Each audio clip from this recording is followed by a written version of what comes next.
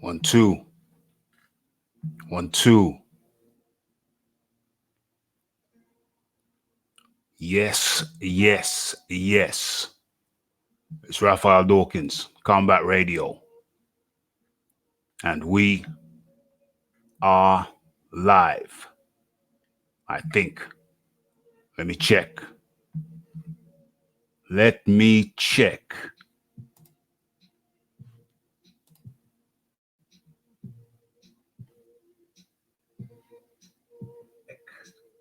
One, two. 1 2.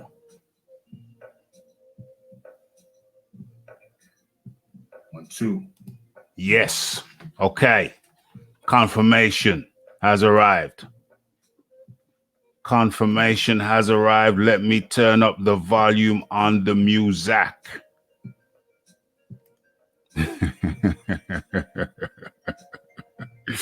Okay.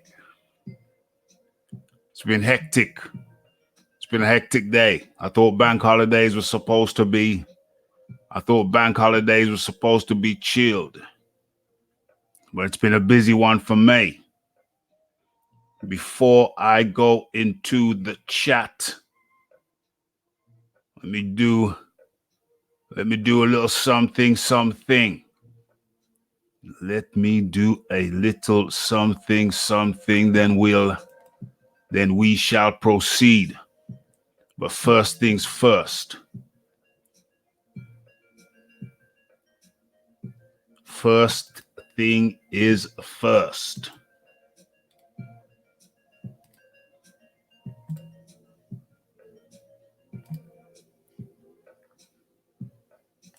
Uno momento.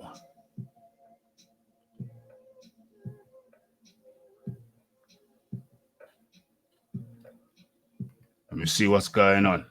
Let me see what's going on.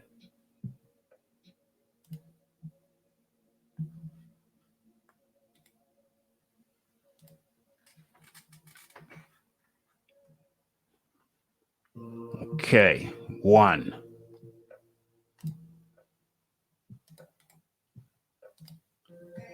2.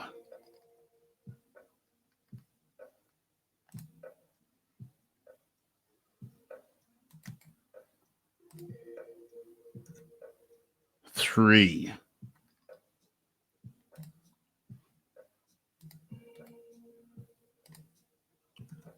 4 missions accomplished.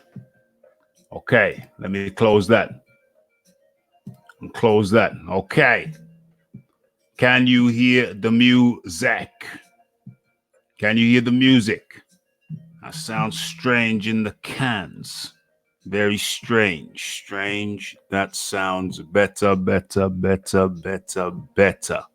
Right there. That's the sweet spot. That is the sweet spot. Okay. So for anybody who has not been here before, let me introduce myself. I am Raphael Dawkins. This is Raphael Dawkins Combat Radio. That's the name of the channel. And the show you're watching now, the live show, the podcast, call it what you will, is called Boxing Talk with Raphie. Because that's what I do. I talk boxing with the people in the chat. And smash that like button, please. First things first. Okay, we've got a topic list, as you can see. And sometimes, yes, we do deviate. Sometimes we do. Oftentimes we do. But that's what makes it interesting. But we have the framework.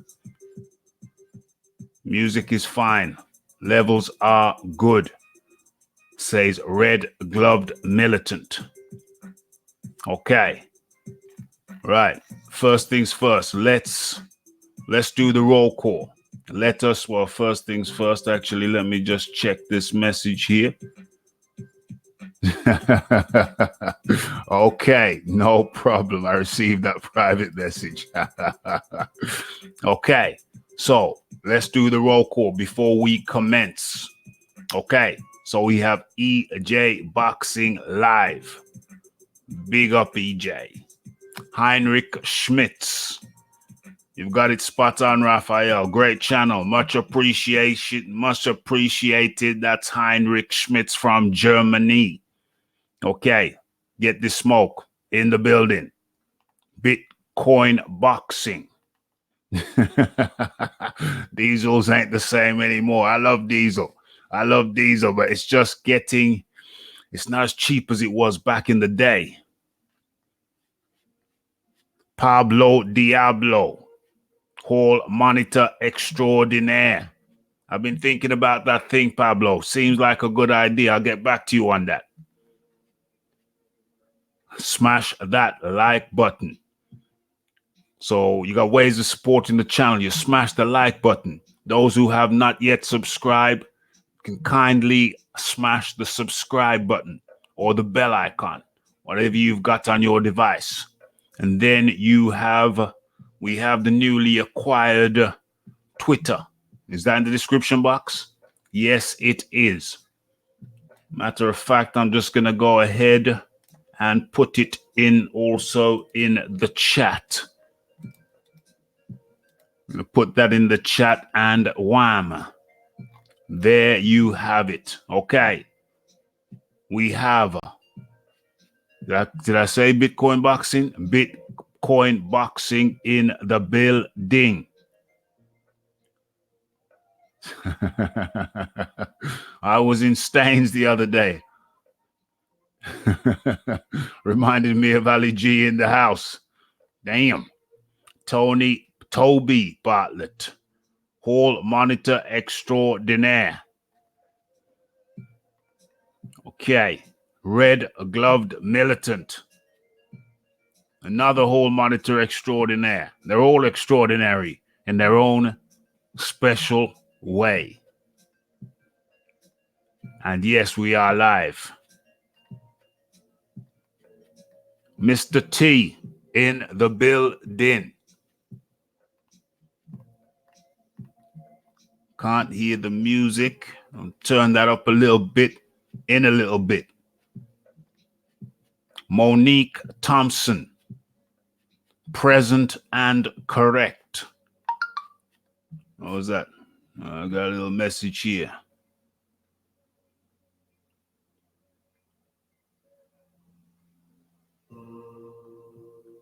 Okay. Unrelated to the channel. What's going on?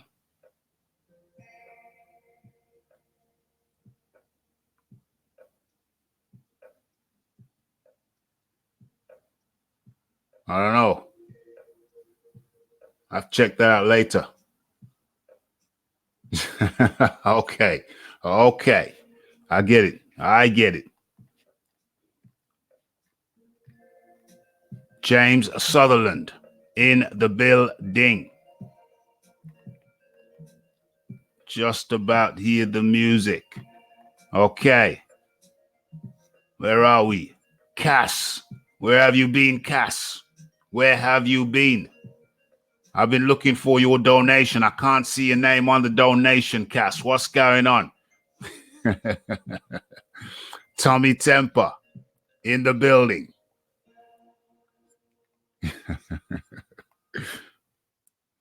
Don't forget to smash that like button, Cass. The Twitter button. I think you've already smashed the subscribe button and the donate button, which is also in the description box. Feel free to donate. It goes towards the upkeep of the channel and funds, journeys, tickets, and what have you for the future. All stays in the pot. Okay, we've gone through the roll call. We have gone through the roll call. Where am I?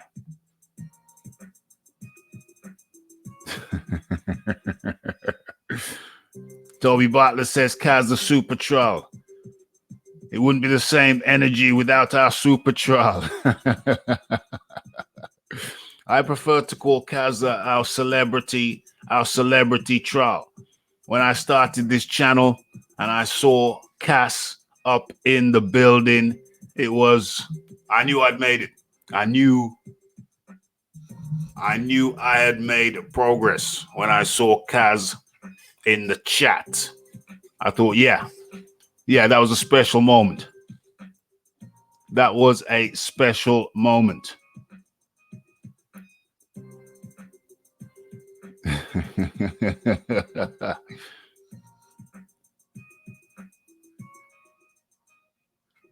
Oh, Ped in the building.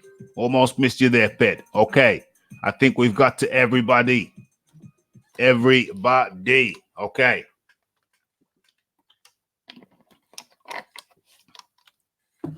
Okay, so I guess we're about to start the show.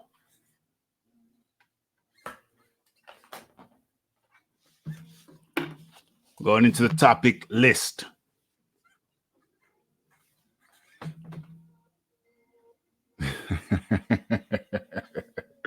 Okay, so not much preamble today. I was thinking about it today. And I was thinking about the talk, the chat we had a few live streams ago. Cass says he prefers to be referred to as the professional antagonist. Well, Cass, I can certainly vouch for you and say that you certainly put time into refining your craft. There is no doubt about it. Cass puts time into refining his craft. And let's put the pad on so we can get some uplighting. What's going on here? Cancel that. Let's get into my thing. We've given the area time to populate. So we've given the area time to populate. So now we are good to go. Let's do this.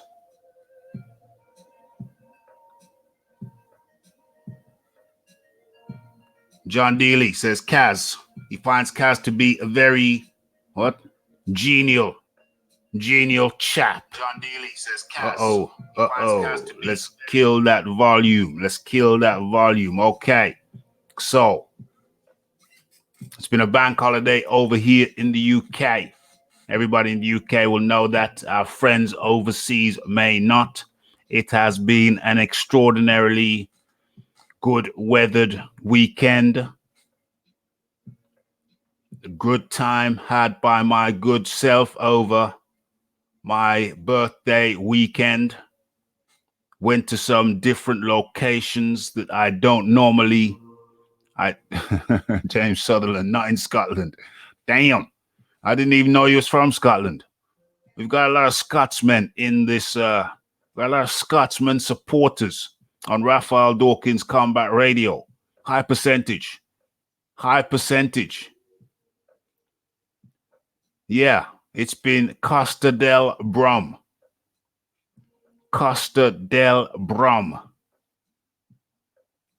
Happy birthday, Raph from Red Glove Militant. It was a good one, my friend. It was a good one. Yeah, it was a good one. The weather was great. Touched on, did it over a few nights. Touched on some various locations. It's not really a celebration. It's like a bank holiday. It's just like a holiday where the banks close. I don't know the origins of it, but the shops close early. 21 again. I don't know about 21. Maybe 25 again. Maybe 26 at the push. How young am I now? I'm as young as I feel, my friend. As young as I feel. The banks are shut. People get the day off work by and large. You know, so it's like a long weekend. It's like an extra day on the weekend. There's a few of them. We get a few of them throughout the year. The August one, my birthday falls on it. So, you know, we do some celebrating over multiple days, the Friday, the Saturday, the Sunday. I could have done it, but I kind of chilled out on the Sunday. MB in the building.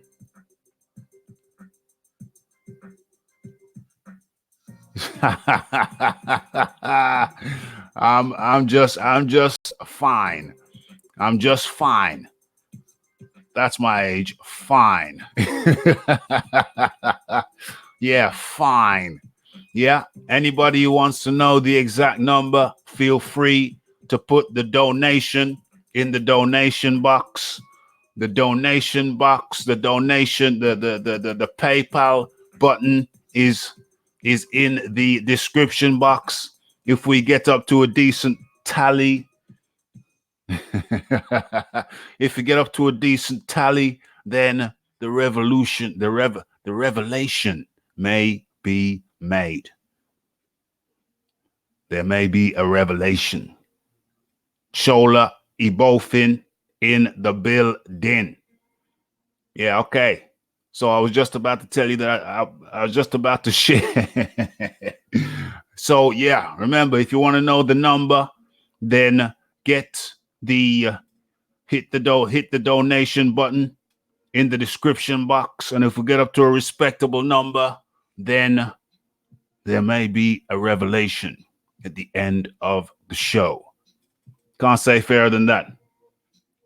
Pablo Diablo's on it. Did you ever take? Yeah, I did a lot of boxing as a youth,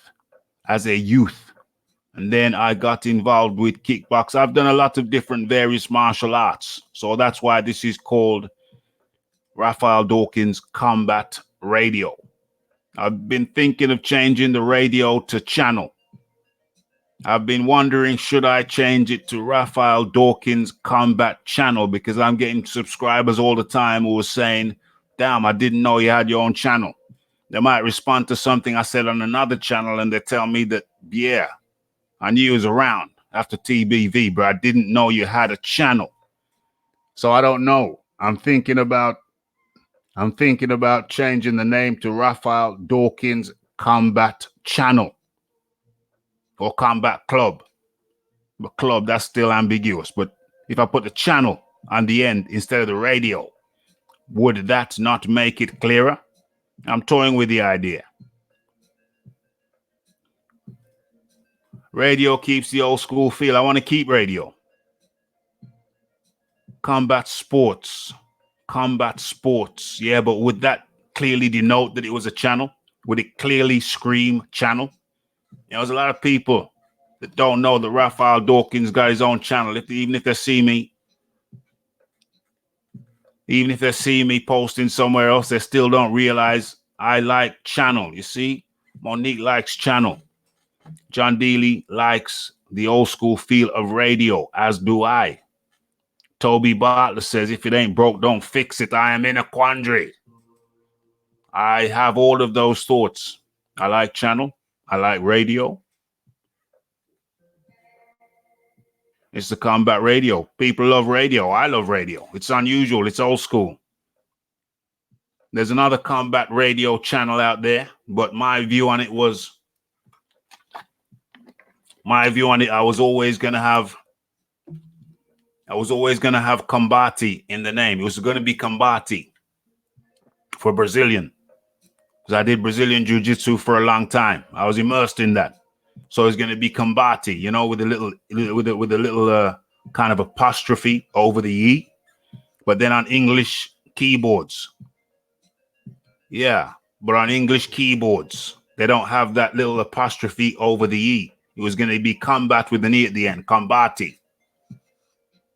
But then I thought about it deeper, and that would only make it more confusing and complex. But if you have a typewriter and you can't type the name, the damn name of the damn thing, then what's the point? So I shortened it to combat when I always envisaged Combati. And radio, I always figured I'd have radio in there as well. I must confess, that was inspired by Radio Raheem. I'll give him his due. I'll give him his due. The radio was inspired by Radio Raheem, and I've been watching him say Radio Raheem. Radio Raheem at the end of everything for years now. So Radio Combati was always going to be in it. Radio was always going to be in it.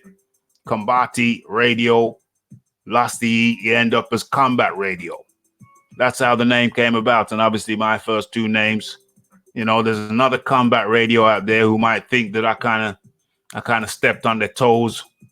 I kind of stepped on their toes with the Combat Radio, but you know, I feel that I was always going to call my thing Combat with Combati Radio. The only thing I changed was I took the E off the end of Combat. You know what I'm saying? So that's the only thing that changed. That is the only thing that changed. So there's the name. Still toying with the idea of channel. Still toying with it. But I like radio. So there we go. And it's funny because when I came on today, I was thinking I wasn't going to do any preamble. I was just going to go straight into the thing. But, you know, I think it is a feature of the channel that when I get on, I talk about whatever is on my mind. And that's how we warm this shizzle up. And it's a good thing that Ped mentioned. It's a good thing that Ped mentioned what I just mentioned. He just mentioned Fury. Because somebody came at me, one of the videos.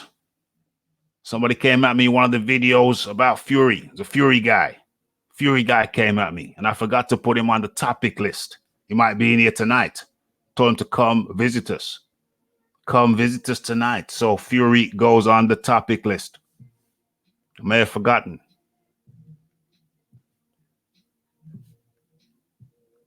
Let me just write the title down. Somebody said that. I'm not even going to say the title. I'm going to keep that as a treat.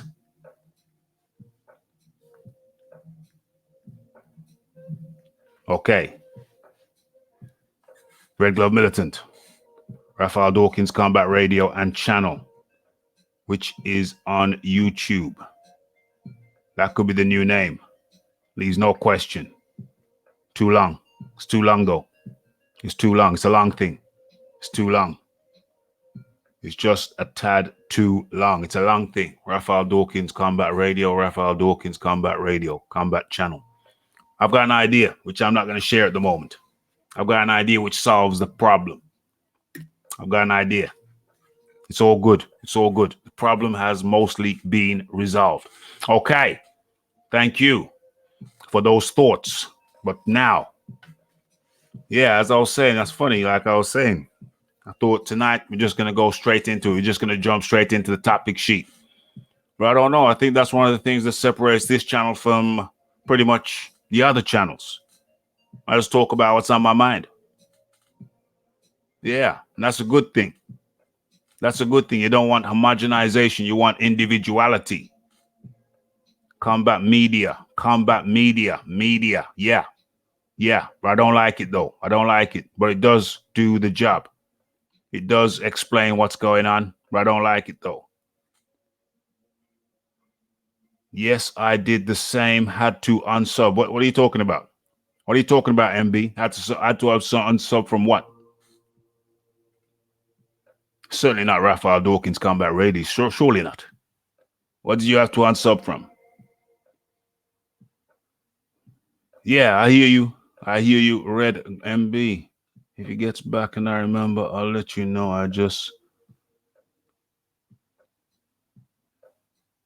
What are we talking about? What are we talking about? What's Red Glove and MB talking about? I had to unsub from what? Have I got to scroll back? Do I need to scroll back?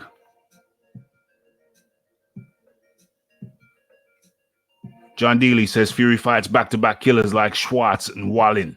And No chatting about another place. Another place.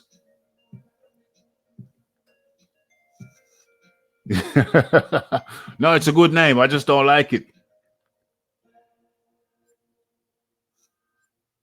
Oh, I got you. No, it's a good name, Tommy, because it explains it. I just don't like the name. You see the thing what keeps me with Raphael Dawkins Combat Radio is the flow. Yeah, I got you. It's the flow. Big boys boxing in the building. Yeah, that's no problem. That's cool. And the gang, you know how I like to do. I like to chop it up with the people, talk to the people, wake the town and tell the people. Okay. Right. So, moderators, I will remind you to remind the people of the various ways to support the channel. If everyone does it, pick a time and do it every 15 minutes, then we will be covered. Okay. So, yeah. So, various ways to support the channel is first and foremost, smash the like button. Secondly, smash the subscribe button if you have not already done so. Thirdly, follow me on Twitter. The link is in the description box. And fourthly, for anybody who's got an extra penny or two, feel free to hit the donate button, also found in the description box. Those are 4 ways to support the channel. I have not seen, Toby Bartlett asked, have I seen Sue from down the road lately? I have not seen Sue from down the road. She is like, it's kind of, it's kind of like, I don't know if you ever watched that old black and white film, Whatever Happened to Baby Jane. That old black and white film scared the living crapola out of me when I was a kid. Gave me chills. Even now, I just got chills thinking about it. It's a bit like that. You just don't see the lady at all. You just Tommy Temple with the jokes. Oh dear. Okay. John Dealey with the cane. With the cane, aiming it at Thomas. Aiming it at the doubting Thomas. Yeah. Pablo Diablo is on it, mate. Pablo Diablo. Get Raph on the road. And there is the link to the PayPal. If you got a few extra shillings, chip in. If you want to see Raph on the road, you know what to do. This is a long-term project. It's not going to happen overnight, but we're gonna work with you. We're going to work with you. We will work with you, and we will get to where we want to get to. Okay. So that was the preamble. That was me just chatting. Okay, I got to give you one more thing. Before we get into the thing. One more thing before we get into the thing. I don't know how many people observe their surroundings. John Dealey makes a very good post there. Tommy, please send your £20 for the Saudi fund. Oh my gosh. So I had an unfortunate event the other day. One of my gym stalkers followed me. I went into the toilet and I saw one of my gym stalkers look over, and I thought, if this guy follows me, he's been stalking me for months. If this guy follows me into the toilet, I don't know if I should incriminate myself. This is taped evidence. I don't know if I should incriminate myself, but I thought, if this,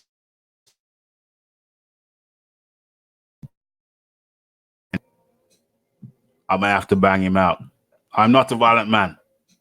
I hasten to add, I am not a violent man, but I thought, if this guy follows me in the toilet after being stalking me throughout the gym, I may have to bang him out.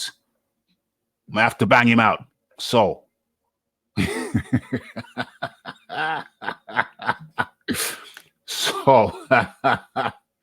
where are we? I might have to bang him out. See the pictures there now, so they can't prove it was me saying it. Could have been an imposter.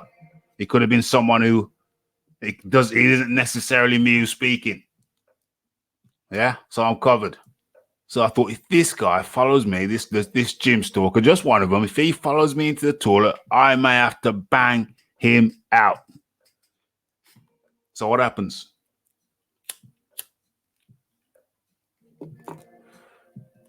What happens?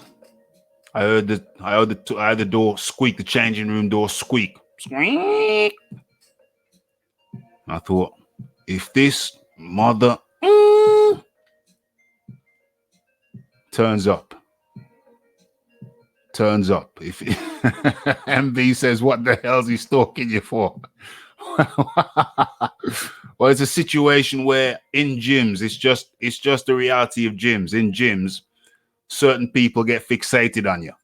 Well, that's my experience. Unfortunately, it's dudes. Certain dudes get fixated on you, and every single thing you do, they want to watch and analyze. What you doing that for? What does that do? What does that work? What? So it's just some kind of. Actually, it's like some kind of. If you break it down, it's actually in their mind, it's a kind of compliment, because they see you as whatever they see you as, but somebody to follow, somebody who knows what they're doing, somebody that they should monitor. So yeah, he's one of the stalkers, one of the most annoying ones as well, because every time I look up, if I look down at my phone and then I look up in some direction, odd direction, then let's call him green t-shirt, because he always wears a green t-shirt. I don't know if it's the same one. I don't know. Never been close to him enough to smell if it's the same one, washed or unwashed. I don't know. Ped says the guy's basically thinking, let me feel your muscles, Raphie. Yeah, weirdo, it's freak, it's annoying, but what can you do? The gym is one of the only places where someone can legit stare at you for like an hour and a half, 2 hours, as long as their workout is going on. So what I do is, because I've experienced this before, this madness before.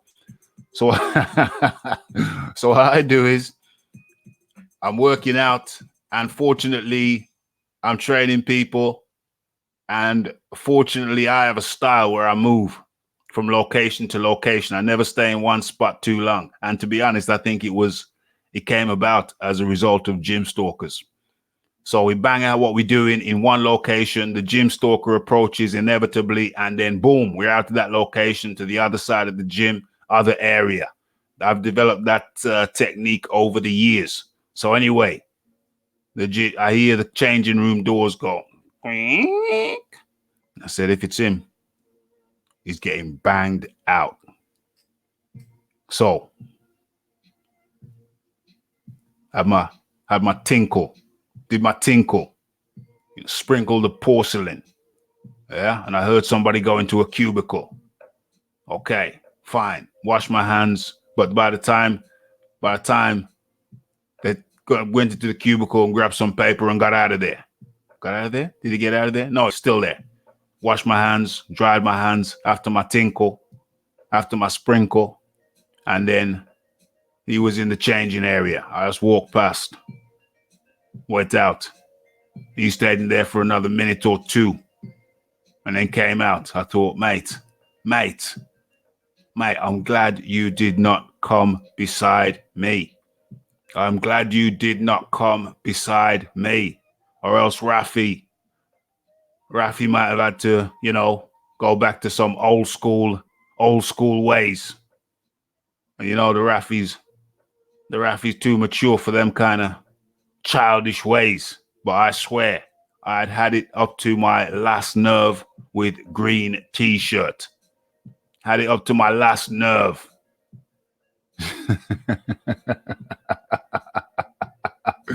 Last nerve with green t-shirt. My most annoying gym stalker. That's the gym stalker story. He did not approach me, fortunately for him. Otherwise, Raphie would have had to act in a ungentlemanly manner, a brutish manner, a right hook manner, No, I wouldn't even give him the courtesy of the jab. Just boom. Right hook. Prove it. Prove it was me.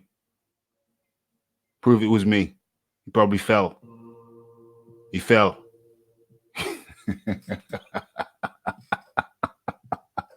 Wouldn't even jab him, just a right hook. Just boom. That's my Jim Stalker story. Green, Mr. Green T-shirt. Okay. So, finally, said everything I want to say. And look who appears. I'm back. I'm back. That wasn't me talking. That was somebody else. That was an imposter. Raphie's back. Okay. Right, where are we? Where are we? Okay. So we're going to start now. We're going to start this thing now. Okay, so Filip Hrgovic versus Mario Yarde. First topic.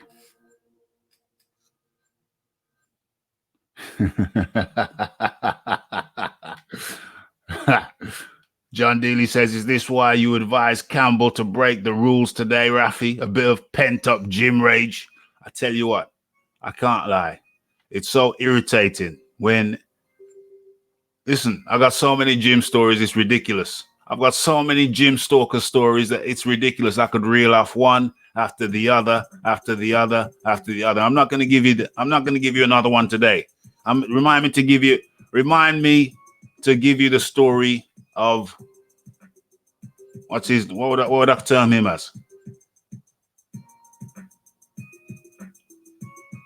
I don't know. Remind me to tell you the story one day of Mr. Yorkie.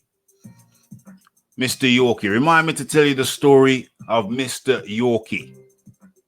No, Mr. Chihuahua. Yeah, Mr. Chihuahua. Remind me to tell you the story one day of Mr. Chihuahua. Yeah. Remind me. That's another Jim Stalker that I had.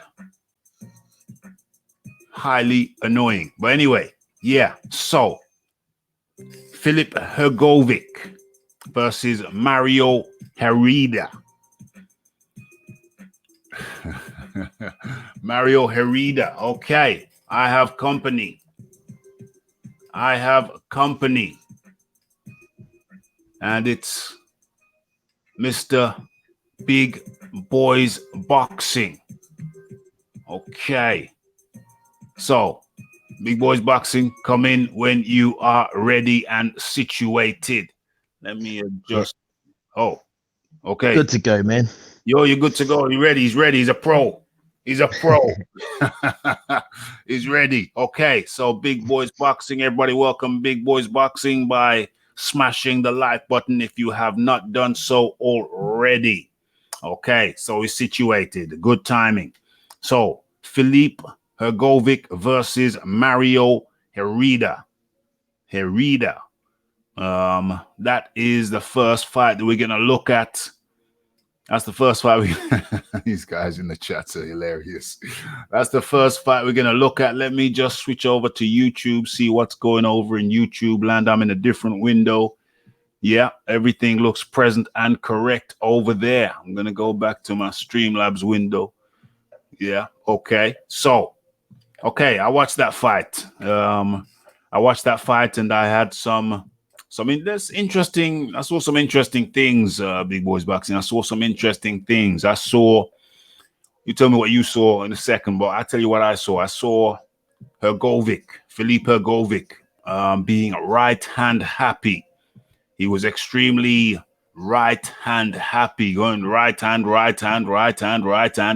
didn't like the left hand, although I've heard, it's been unconfirmed, but I've heard whispers that he had an injured left hand, which would explain a lot. But since I haven't seen that for myself, I can only go by what I saw.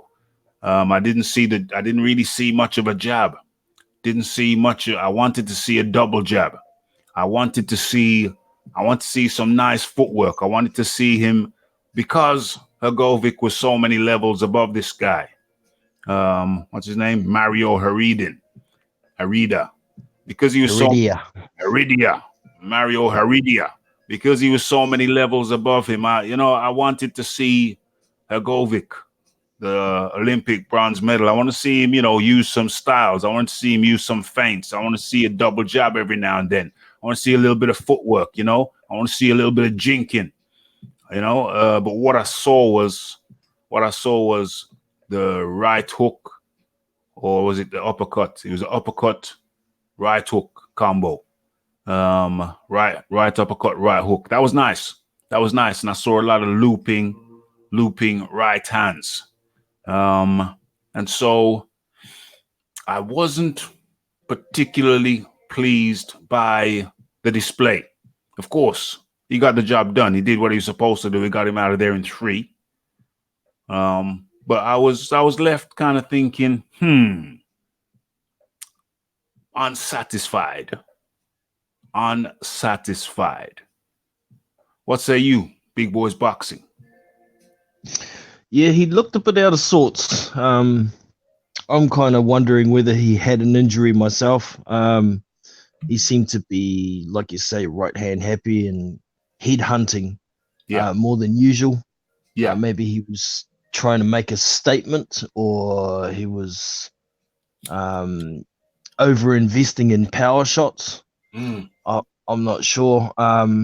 But Heredia himself, I thought, showed some good hand speed in the first couple of rounds, which was a little bit surprising. He was touching up Hrgovic now and then as well. So, I've got Hrgovic as my top prospect at the moment, and after that performance, he may have dropped down a notch or two. Who would have replaced him? Well, I'm not sure. I mean, so maybe nobody did replace him. He's still up there, but not by the margin that he previously was. Maybe that's what you're saying. That's more like what I meant. Yeah. Yeah. I know he can use a jab a hell of a lot better than he did in that. I've seen him do it. I know he can be a lot slicker than he was, but he just wasn't on the night. So, yeah, something out of sorts with him, or he's just trying to invest too much in power shots at the moment. I'm not sure. And also, I mean, everybody has an off night off day at the office, or in the boxer's case, an off night at the office. But and it can be one of them. A friend of mine, or an associate, more like an associate, more than a friend. He, I don't know what he's doing now. I haven't seen him in a while, but he used to run a gym. He was an Olympic javelin thrower. Was it javelin or discus? It was discus, an Olympic discus thrower from my area, and represented the UK. And he said, I remember he was having a conversation about football, because one of his sons is going to be a football, he's going to be a football, well, he's a football player. And we were talking about football, or he was talking about football, somebody else who were in the group, and he kind of got a little bit shirty, with the guy, and said, have you ever done professional sports? Because this guy was criticizing his team or whatever, or a particular player in the team, and yes, come back in, or a particular player in the team, and he said to the guy, he said, well, have you ever been a professional sportsman? Have you ever played sports at a professional level? Kind of got to be shirty, And the guy says no. And he says, well, human beings are not machines. You have times when you perform to optimal levels, and there are other occasions when you just haven't got it that night or that day. Your performance unexpectedly dips, and there's nothing on paper to say why you didn't perform to the best level. You see what I'm saying, big boys? Indeed, it happens, man. Yeah. So, sometimes you just have to say, well, people aren't machines, and sometimes you have stellar performances, and sometimes you don't show up. Yep. For no reason which can be detected on paper. You can look at your training charts and what have you, and according to the charts, according to the stats, you should have been on fire that night, but you weren't. Yep. All you can do is try to improve the next time out. Yeah. So, you know, quite simply, it could have been one of those. If it wasn't an injury, then it could have just been one of those nights where he didn't put his shizzle together as well as he can. John Dealey says, your pal, is he called Bob? No, he's actually called Kevin. Kevin Brown. He used to throw discus for the UK Olympic level. Kevin Brown was a gym owner. Don't know what he's doing now. He's got a few businesses. Did quite well out of being a professional sportsman. Pretty sure he's retired now. But yeah, that was the conversation. And it was it was a good point. He made a very, very good point. Okay, so also finishing up with Hrgovic. What do you think of the stiff arm, the kind of Klitschko style stiff arm? Because to be honest with you, I was looking at that and I couldn't help but visualize Ruiz. I couldn't help but visualize what Ruiz would do if he tried that stiff arm with him. Yeah, it wouldn't be a good idea to try that on Ruiz. No way. I just saw Ruiz coming underneath it and boop, right on the chin. Yeah. Both sides. He just use it like the clothesline. You know the clothesline drill? Where you just duck under the clothesline and go one side and then the other. He just used that stiff arm like the clothesline. I thought, oh my gosh. That's why I was thinking about the double jab. Replace the clothesline with the double jab, then change your position. Double jab, change your position. In fact, change your positions while you're double jabbing. You do the first one and then boom, change your position. That stiff arm thing, I think that technique is a thing of yesterday. Yeah, shouldn't be doing that stiff arming today. You know what I'm saying? There's certain styles and techniques that work in certain eras, but that stiff arm thing, as a matter of fact, Fury crops up twice in this chat because I remember I was thinking about it.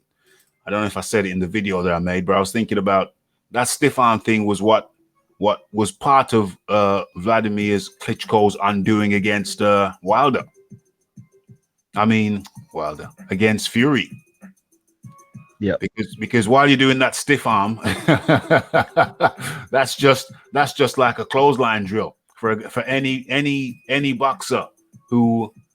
I was actually thinking about Ali. Any boxer, because Fury clearly models himself on Ali's fight style, his boxing style.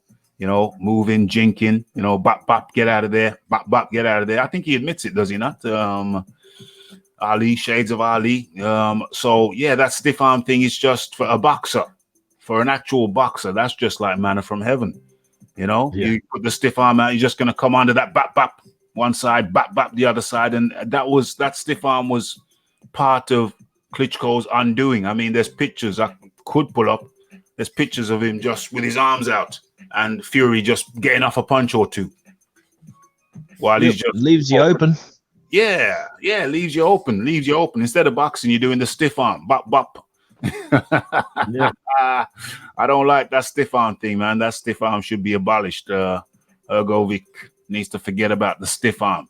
Okay, probably tried it against this guy because he's lower ranking, but still it's a bad habit to get into. Leave the stiff arm alone. Probably has its applications at a certain time, but as a rule, forget about the stiff arm. I'd rather somebody clinch than stiff arm. I think maybe he might have been doing it because he possibly underestimated the speed of this Heredia guy. Didn't expect it and kind of took him by surprise to a degree. But I'd like to see it gone, like you. Yeah. Get rid of the stiff arm. Get rid of it. It should be abolished. Where are we now? Okay, John Dealey can't join us today, so we have another slot. Close this up. So boom, gonna put that in the chat. We have another slot. There we go. So links in the chat. We got room for another one. Okay, so that was Hrgovic wrapped up. My final words on that is that he did the job. He got the job done. But I I saw, well, and to be fair to the guy, he's only had 9 fights, so clearly there's going to be plenty of room for improvement, and that's what I saw. Plenty of room for improvement from Hrgovic. Your final words on that topic, Big Boys Boxing. Yeah, he got the job done. It wasn't the best night at the office. I'm keen to see what happens. They're talking about putting him possibly on the Joshua Ruiz card. Mm-hmm. I would like to see him fight David Price. That would be awesome. Wow. On that card. Wow. David, who do you think emerges victor on that one? I think if Hrgovic could come away with it, but if Hrgovic doesn't move his head a bit more and he gets hit by one of them big shots from Pricey, his amazing start to his pro career could come to an abrupt end very quickly. So there's always that possibility there with Price. Yeah. But I think the youth and the chin and the technique of Hrgovic's going to win on the day. I think you'd stop him around 7 or 8, somewhere there. Yeah, I kind of feel the same way, which is why I don't really want that to happen. I think Price has been through so much. He's been through so much, and that fight that he had with Allen, when everybody thought Allen was going to win. I think everybody thought Allen was going to win. Yep. I was just so happy for him. I was just so happy that he came out and he didn't just beat the guy. He just beat him with basic boxing techniques. I love that. I love that he beat him with the jab. And so for him to go from that to crashing down straight immediately, I'd feel sorry for the guy. But yes, I would have to concur. That would be a very interesting fight indeed. Okay, so moving on from Filip Hrgovic. What do we touch on next? Which subject do we touch on next? I think we're gonna have to touch on.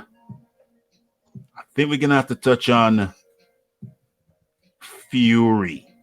Somebody wrote in one of my videos today, Anthony Joshua ducked Fury. So I had to say, well, how'd you work that one out? And he said, well, when Fury was coming back, he said he'd fight Joshua straight away.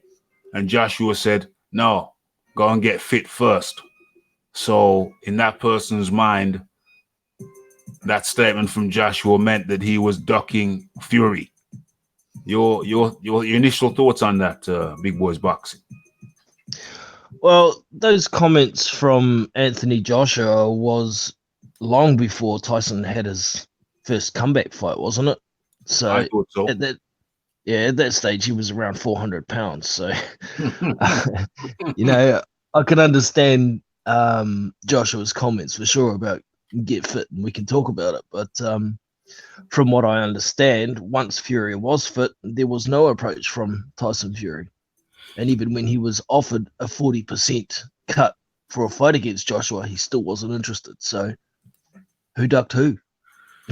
Who ducked who? Who ducked who? If you get offered 40% and you decline, and man like Ruiz is fighting for like, I don't know what his percentage is. I don't think it's more than 25%. I don't think Ruiz is getting more than 25%. So to be offered 40%, that doesn't sound like a duck to me. And also, I recall that Eddie Hearn offered Fury a 4-fight deal, starting off with an easy fight. I don't remember if the name of the person was mentioned, but an easy fight, and then a middling fight, and then the third fight was supposed to be Dillian White, and then the 4th fight was supposed to be Joshua. And Fury declined.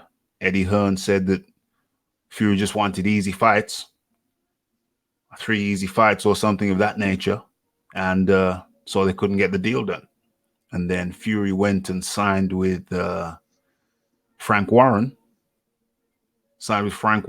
And He got what? Albert. Two Frank Warren, and then he got two, Frank Warren, and then, well, no, it was Frank Warren first. There was no Bob Arum in the picture. He signed with Frank Warren, and he got two easy fights. I was at Pianetta and Francesca, or Francesca Pianetta and the other guy. And then he got Wilder, the tough third fight. And then he's gone to Schwartz, and now Otto Wallin. And then he says he wants another one in December before the Wilder fight. So that's going to be the two easy ones before Wilder, presumably three easy ones after Wilder, and then Wilder again. So I don't really see how it's clearly not intent on fighting the top ranking guys other than every now and then. Clearly there doesn't seem to be an intention of staying amongst the top 10, top 15 guys. Indeed. So I don't know how, and 40%, I'm saying no. Saying to a guy, get fit first and then come see me, and then offering him 40%. That, my friend, I forget the name of the fella. But I did invite the fella to come on tonight, certainly to at least listen. And if he's in the chat, please make yourself known. That is my response to the suggestion that Anthony Joshua ducked Fury.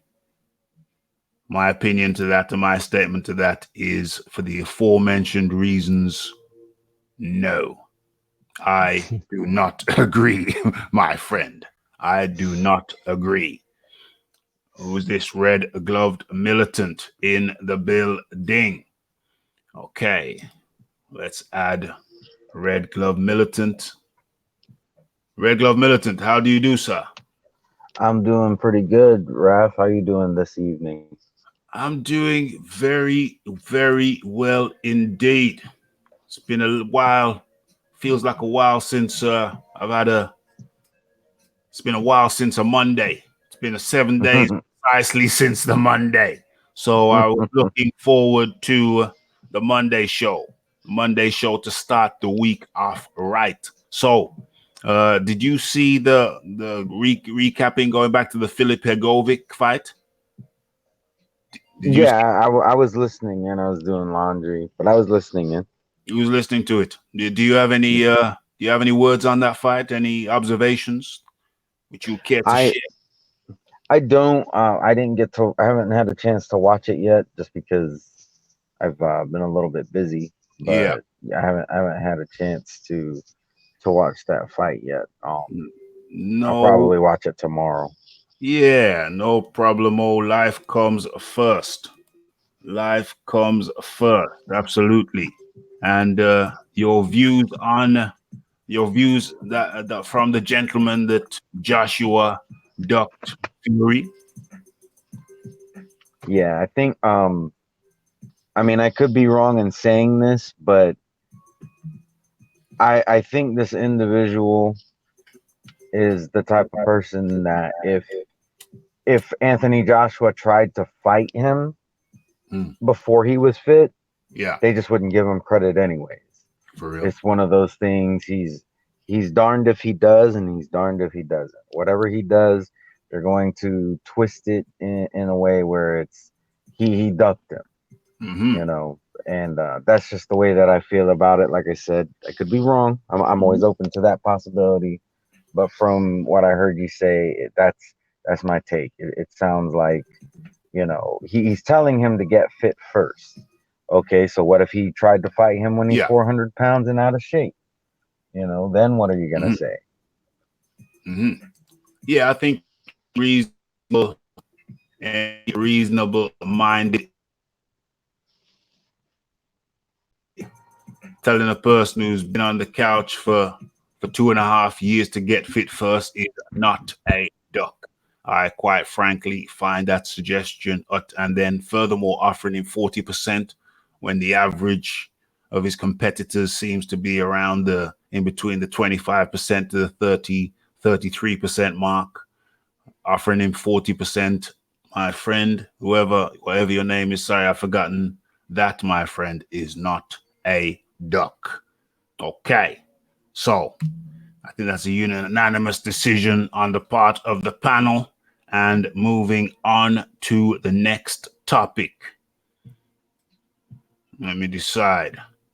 Filipovic, we've done that one. Okay, I think I know the order. Okay, I'm satisfied with the order. Okay, Vasiliy Lomachenko versus Luke Campbell. That fight is happening this weekend, August the 31st at the O2 Arena, London. Yeah, I've just done a video on it today. I talked about, I think, are we unanimous that we all feel that Lomachenko is going to win Big Boys Boxing? Yeah, man. I expect Luke to pour his heart out in there and make a good account of himself. But in all fairness, I don't think he's got enough to beat Lomachenko. He'd be lucky to make it to points, I think. Red Glove Militant. Do you think? Yeah. Yeah, I think he's going to be a live opponent for, at least look like a live opponent for at least the first 4 rounds. But I think eventually he'll get broken down. And I agree. I don't think it's going to make it to points. I think, there's going to be a stoppage, even possibly another, quitting on the stool, possibly. But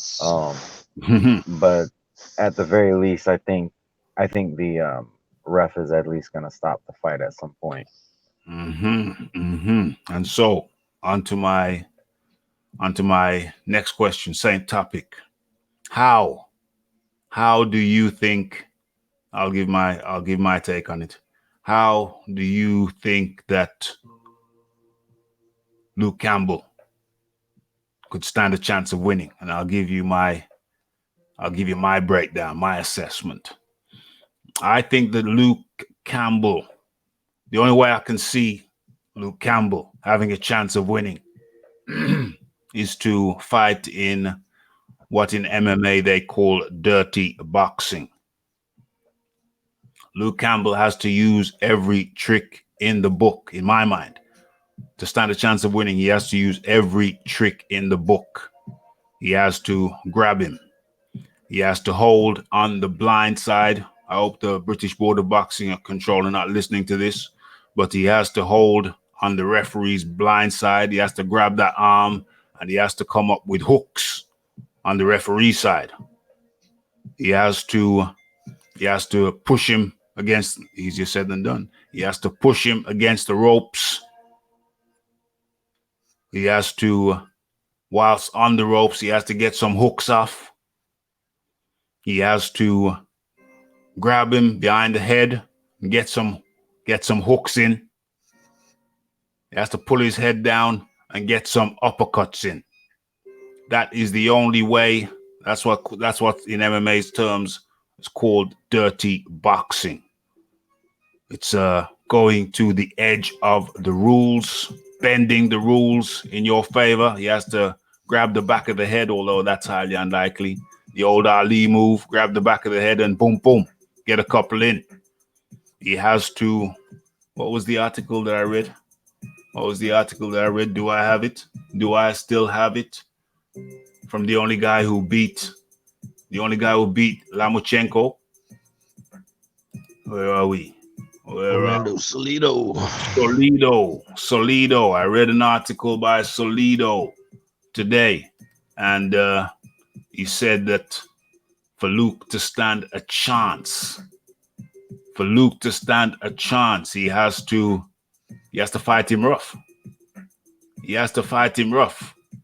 He said that Luke would have to have his head on his chest, which I find a bit difficult since the Luke is the taller guy. You know what I'm saying? I don't know. You're going to give up your height, and I don't know how Luke's going to find his head on Lomachenko's chest with the height difference being what it is. But Solido was echoing my thoughts. Luke, I don't think Luke can beat him with clean, technical boxing. I think he's going to have to make it rough to stand a chance of winning. Big Boys Boxing, what say you? Yeah, definitely that could work, depending how strict the referee's going to be, of course. Yeah. But I think Luke would do well if he tried to take out Lomachenko's body early to try and slow down a lot of his movement at the same time. It's going to leave him open for a lot of counters initially, of course, but if he can slow Lomachenko down and then possibly land a shot after the 6th round, maybe he could hurt Loma and get him out of there at some stage. But it's a tall ask, man. Yeah. But there is a substantial size difference with the two guys, so reach could be a telling factor. If Loma does happen to take a loss, I think that reach is going to play a big part in him taking that loss, but unlikely in my eyes. Highly unlikely, but got to go in there with a plan. Got to go in there with a plan. You got to try something. Can't just roll over. So we're looking for ways, however unlikely, for Luke Campbell to stand a chance. Okay, Red Glove Militant, what say you? How does he stand a chance? I mean, there's only been one person who's been able to defeat Lomachenko, and that's the gentleman you mentioned. And he mentioned the very tactics that he used. And I think a lot of people could admit that he barely skirt back by. In fact, you can make an argument that Lomachenko still beat him. But on paper, he's the only one who's been able to defeat him. So I do think that he's right. You know, using the dirty tactics, you know, maybe testing the waters to see how, and not that I condone this behavior. It's just, it is what it is. You know, testing the waters to see what he can and cannot get away with that referee, and you know, and using his size. He's gonna have to use any advantage that he has. He's gonna have to use, because Lomachenko is extremely skilled, and that's what it's gonna take. I mean, he's gonna have to try to cancel out some of that skill in any way that he can. And it's like you said, it's not it's easier said than done. Like, it, you know, if you look at the way that Lomachenko moves, he's very good at movement. I know that, you know, when he was younger, he went through a lot of training on the traditional Ukrainian dancing. Yeah. And he says that really helps him with, you know, the way that he moves. He's almost like Manny Pacquiao in that sense, like the kind of angles that he comes from, and he does it very quickly and swiftly. So yeah, he's gonna have to see how much he can get away with and utilize his size advantage to the best of his ability, and he might be able to squeeze a victory out of it, or maybe even or maybe a draw. But it's gonna be, he's fighting an uphill battle. What did you say? The last thing you said? He's fighting an uphill battle. Uphill battle. Yeah. Yes, indeed. I have to concur with all of that. I think the only way that Luke Campbell stands a chance is if he makes it ugly. If he makes it ugly, makes Lomachenko uncomfortable. I think that's the key. He's got to make Lomachenko uncomfortable to stand a chance in there. Okay, let me get into the chat for a second. Let's see what people are saying. Ped, blessed the Monday shows. Blessed be the Monday shows. Oh, there. Okay, what else? Pricey could pose problems for Tyson due to Tyson's lack of punching power. And he is ranked number 2 according to the lineal governing body. Who's ranked number 2? Oh, okay. Yeah. Tyson Fury. Yeah, I get you. Okay. Let's go down, scroll down, and see what's happening.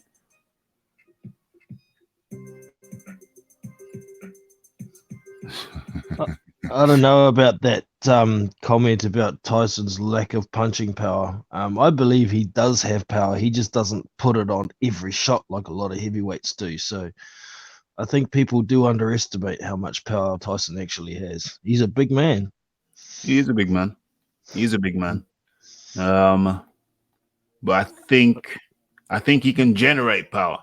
But I think he fights in a style where he's just going to outpoint you. He's just going to touch you up. He's just going to win, tries to win every round without setting his feet and thereby leaving himself open.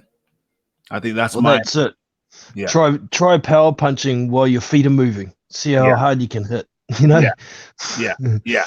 So he opts to fight in a style whereby he can outpunch you pretty much every round. Outpunch you, outpoint you, but he's not really looking for that power shot. He's not looking to put you to sleep. He's looking to outpoint you, outbox you, and keep his feet moving, keep himself out of danger, and he's not going to plant his feet. And if you don't plant your feet, you're not going to generate the power that you could generate if you planted your feet. Yeah, unless he's fighting someone like a Tom Schwartz and he's broken him down a little bit, then he starts planting his feet and gets him out of there. You know, it's so smart. Yes. It is the style he has adopted, and it works for him. Agreed. Boxing Librarian, big up Boxing Librarian. Good to have you in the chat. I fear going rough against Lomo won't work. Campbell is a boxer who uses his skills more on the outside. Salido is an experienced inside fighter. I think Campbell trying that won't work. Yeah. So Boxing Librarian. So he was trying to think, how could Campbell win? How does he give himself the best option, best possibility of winning? And if he doesn't fight dirty, which is my recommendation, if he doesn't fight dirty, and your point is well taken because he is an outside fighter, but if he doesn't fight dirty, how does he beat Lomachenko? How does he beat Lomachenko? The link's in the chat there if you want it. The link is in the chat there if you want it. But I know it's going to take you a few seconds to type your response or jump in. So either way, I'll get back to your response. That's good. Sub Skrilla says, I told you, Raphie, give Loma a dead leg. That could work too. Okay, so we've covered Vasiliy Lomachenko versus Luke Campbell, and moving on with the last two topics now. The last two topics, I think we're gonna, I know what we're gonna finish on. But this topic now, the penultimate topic, is a series of questions, a series of notes about Andy Ruiz Jr. or Andreas Ponce Ruiz to give him his government name. Poor guy. So I have been calling him the Ponce merely in reference to his middle name. So I shall refer to him as the Ponce. Now, what happened? Big Boys Boxing? What happened to the I want 50 mil I want 50 mil to fight Joshua. What happened to the 50 mil? Everybody's overlooked the 50 mil. So, but I have to bring it back because he was very insistent at one point that he wouldn't fight for a penny less than $50 million. What happened? The threat of legal action happened. Mm-hmm. But, you know, he'd said a lot of things. You know, I'm not going to Saudi Arabia because I fear for my safety. We're bringing it back to New York or Mexico. We're doing this, we're doing that. But in all reality, he didn't have any power. He never had any power. And it was posturing to get a bit more money. And to a degree, it worked. He got, what, $2 more million guaranteed on his purse. Yeah. And from what I gather, how the story and the timeline goes, he still said no when he was offered the 10 million guaranteed. So Eddie put that, got legal proceedings going. Yeah. And as soon as Andy Ruiz was notified of legal proceedings, it was, okay, I'll take the fight now. He called the bluff. He got $2 million out of it. So it is what it is. We're going to get to see the fight. I'm happy about it. We're going to get to see the fight. 50 million, I suppose you'll have to wait till he fights Wilder for that. Yeah, the unified. It's in the bag. It's in the bag. Yeah, he'll have to get that 50 million against Wilder. I don't know how he's going to do that. He's going to have one hell of a big collection tin. One hell of a big collection tin. Red Glove Militant, what happened to the 50 mil? I won't fight for less than 50 mil. It's got to be 50 mil. I'm the A side now. It's got to be on our terms. We call the shots. Red Glove Militant. So what my thoughts on the whole what changed? I call the shots. We call the shots now. We're the A side. I'm the A side. I won't fight it for less than $50 million. And it's got to be over here. It's got to be over here. Yeah, I still think he was trying to put on a facade of having more power than he actually did. You know, I think he's trying to flex that because even if he loses this fight, you know, he can, any fights that he negotiates in the future, he could say, well, he did beat Joshua once, and nobody can take that away from him because of how he beat him. And then he can also say, you know, I did this and that in the negotiations. But I agree. He didn't really have any real power in that whole, you know, all he did was delay the inevitable and was able to get some extra money. Because, I mean, I'm not turning my nose up at $2 million. I'll tell you that much.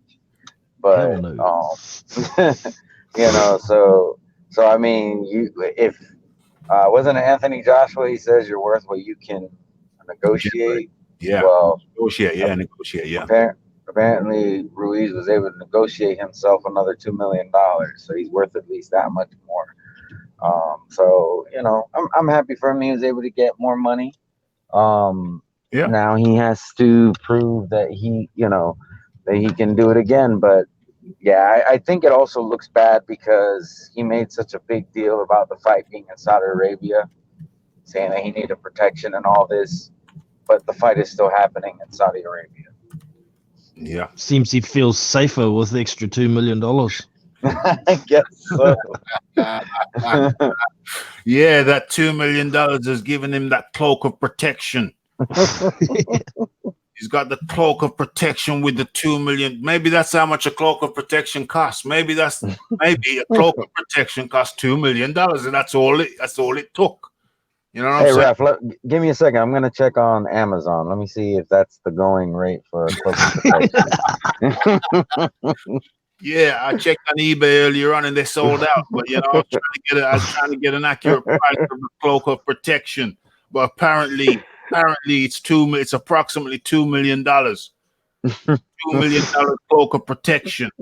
Damn. Okay, I gotta comment on this because anybody who's followed me, anybody who see my videos on Andy Ruiz and you, Big Boys Boxing, it was on your show when I said that Ruiz was not going to be any form of pushover and people were overlooking him and underestimating him.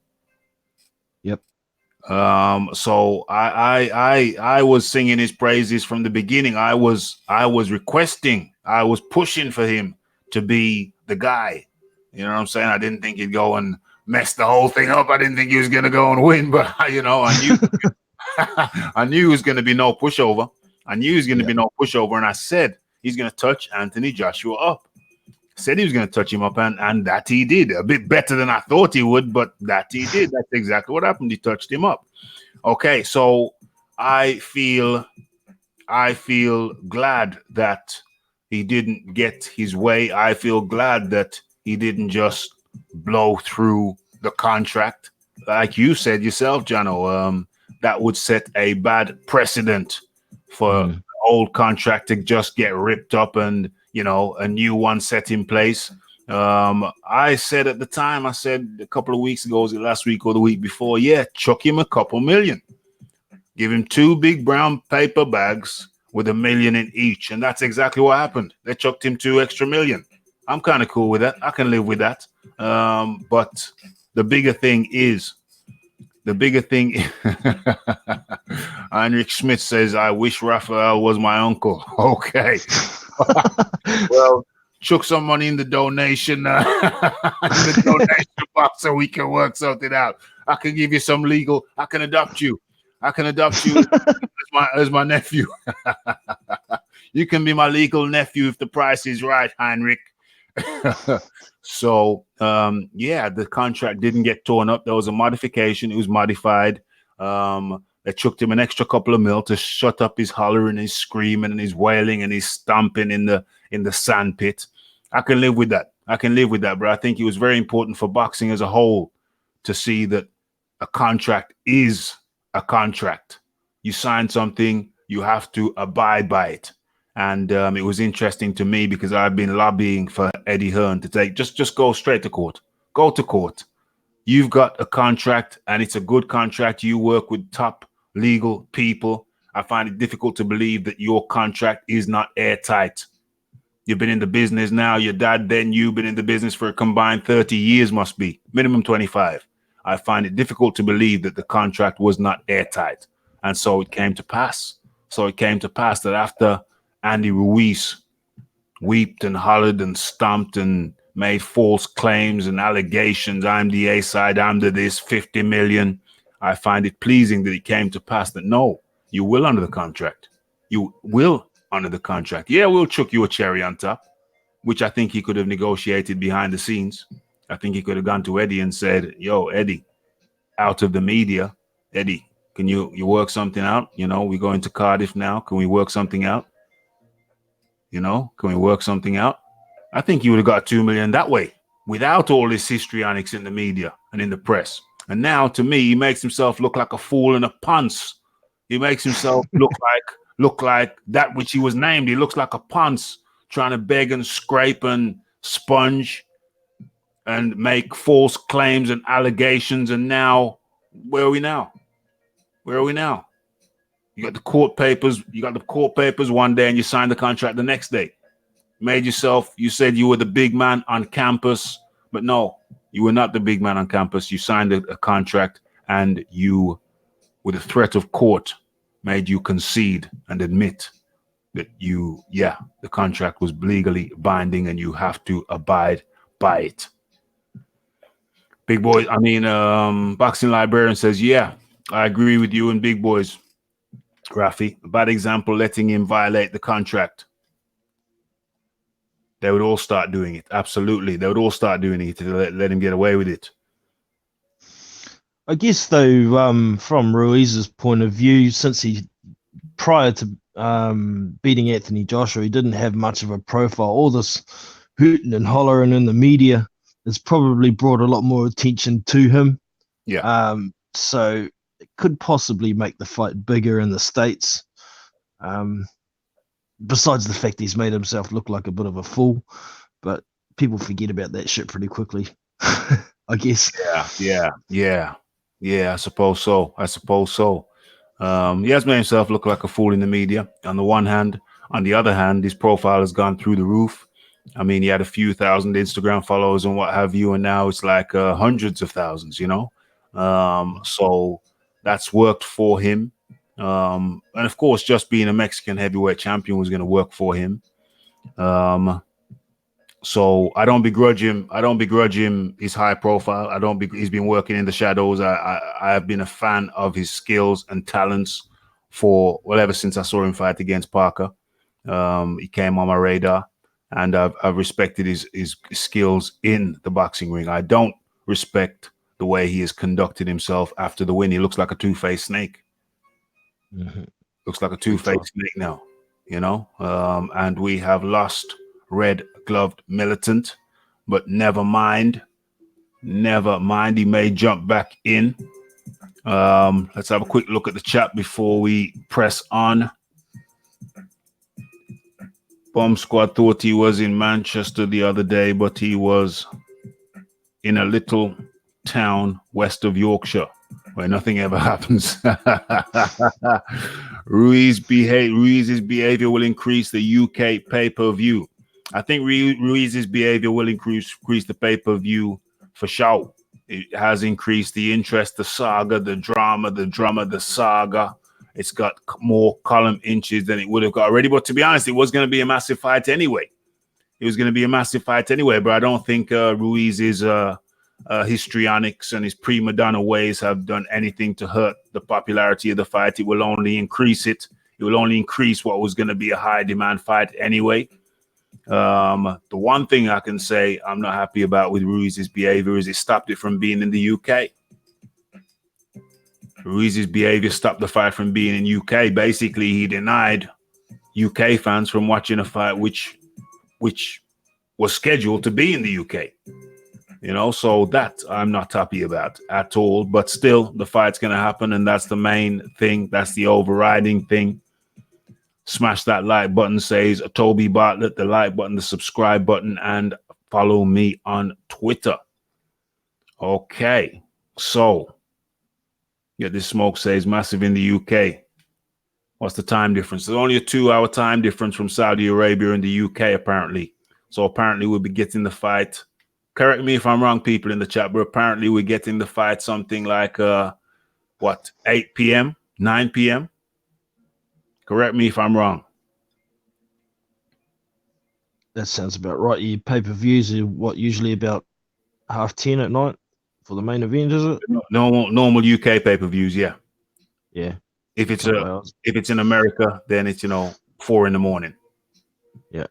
But it's only a couple hours time difference, so yeah, to watch the fight and go out on the town afterwards. 100%. That's great. That's perfect. That's perfection. So the second point on the Ruiz thing. What if? Okay. So what if? I've already done a video on this, so I've got my own opinion on it, but still, we're going to throw it out there. What if Ruiz pulls a fake injury? Ooh, that's not going to go down well. The IBF are likely to strip that belt if that happens. That's what I said. Oh, yeah. Maybe you shouldn't have mentioned that, giving Al Heyman ideas. Yeah, well, I've done a video on it, and we had a thorough discussion. I said Al Heyman's playing. Somebody said Al Heyman's playing chess. I said no, he's playing. It depends on how good the other player is. What you're playing. You might think you're playing chess, but if the other person is superior, then you're actually playing checkers when you thought you were playing chess. Because I've thoroughly explored it. If Ruiz, and this is my belief, if Ruiz pulls an injury, well, first and foremost, I'm on Twitter now, so I'll be talking to Eddie direct. I'm on Twitter now. So first and foremost, what Hearn needs to do, Eddie Hearn needs to do, Matchroom needs to do, is they need to get in contact with the IBF immediately. Yeah. Now, the conversation is going to go as follows. We fear that Andy Ruiz, who has shown an extreme reluctance to take this fight, we believe we have a legitimate fear that Andy Ruiz is going to do something to sabotage this fight. We don't know that for sure, but we feel that contingency plans need to be put in place in case such an eventuality occurs. Now, our suggestion is that Kubrat Pulev, who is your number one ranked fighter for the IBF strap. He's the mandated fighter for the IBF strap. We feel that he should be notified of the potential that he may be needed on December the 7th, should Andy or Andreas Ponce Ruiz drop out, which we feel is a very real possibility. We are prepared to pay. Pulev. Remember, he's got the Jenny Suchet case. That's 600 grand. That's 600 grand, 300 grand for the lawyer and 300 grand for us. So that's a potential 600 grand that could be coming out of his pocket. We are prepared to pay Pulev $1 million to start his training camp 12 weeks out from the date or whenever he would start his training camp. Normally 12 weeks out for a championship fight. So that's going to take us where? To September, October, November, December. 7th of September. We're prepared to pay him from the 7th of September to train for a potential fight on the 7th of December. Obviously, if Ruiz pulls out, then the fight will be for the IBF belt, heavyweight belt, and he will be paid X sum. Obviously, it's going to be a handsome sum. Same situation with Ortiz, Luis Ortiz. Yeah, same situation with Luis Ortiz. So it'll be paid handsomely. I think Luis Ortiz was actually going to get paid more than Big Baby Miller, because I think they offered Luis Ortiz $7 million. Big Belly Miller was going to get paid something like $6 million. So I don't know if they're going to offer him more than Ruiz's 10 million, 11 million, but he will be paid handsomely. But he'll get 1 million regardless. That is what I'm saying, Jono. What say you? I like the idea, but I honestly can't see the IBF letting Anthony Joshua fight for the vacant belt if he's not ranked number 3 with number 2 or number 3 with the IBF. We got Adam Kownacki, who's next in line behind Pulev. So it's a tough one. I do like the idea though.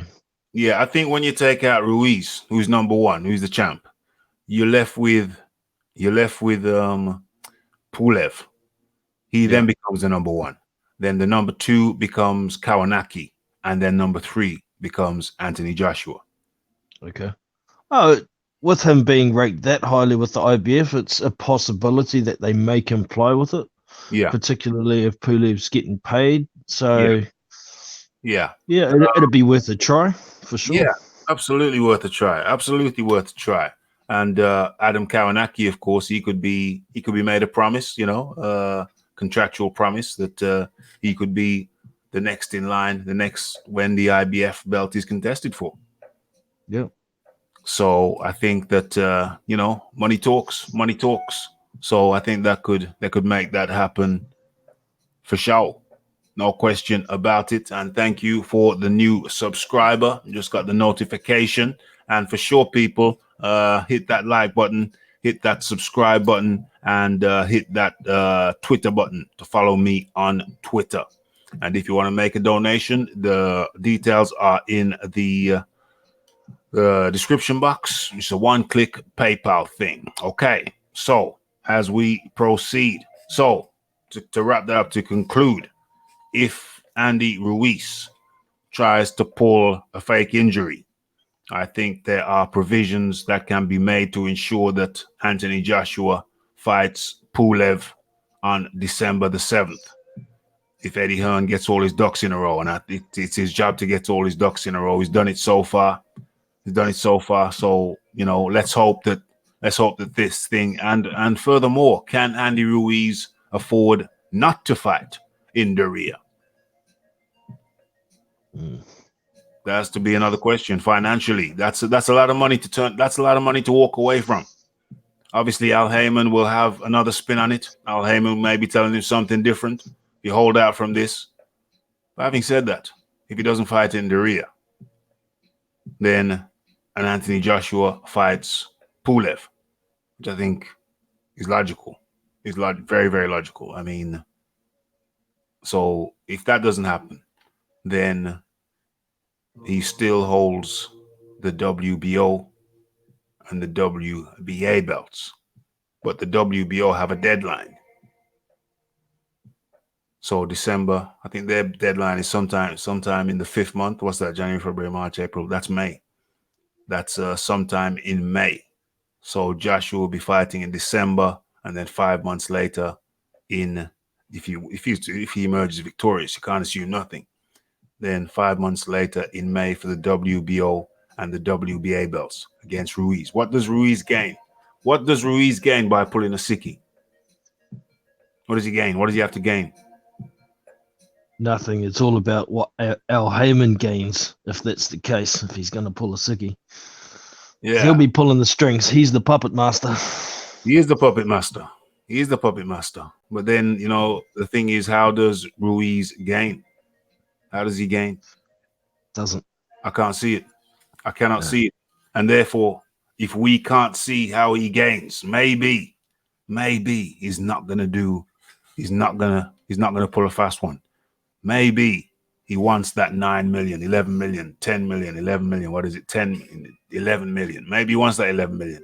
Okay, after taxes, after he's paid, everybody's got to pay. He walks away with what? Half of that? Walks away with 5.5. But that's still good money. 5.5, that's still good money. That's life-changing money. That's life-changing money. So, yeah, I think hopefully Ruiz sees common sense and goes through with it. He can't be that dumb, surely. A bird in the hand. I just hope he puts his foot down with Al Heyman and says, I'm not expendable. I'm not your puppet.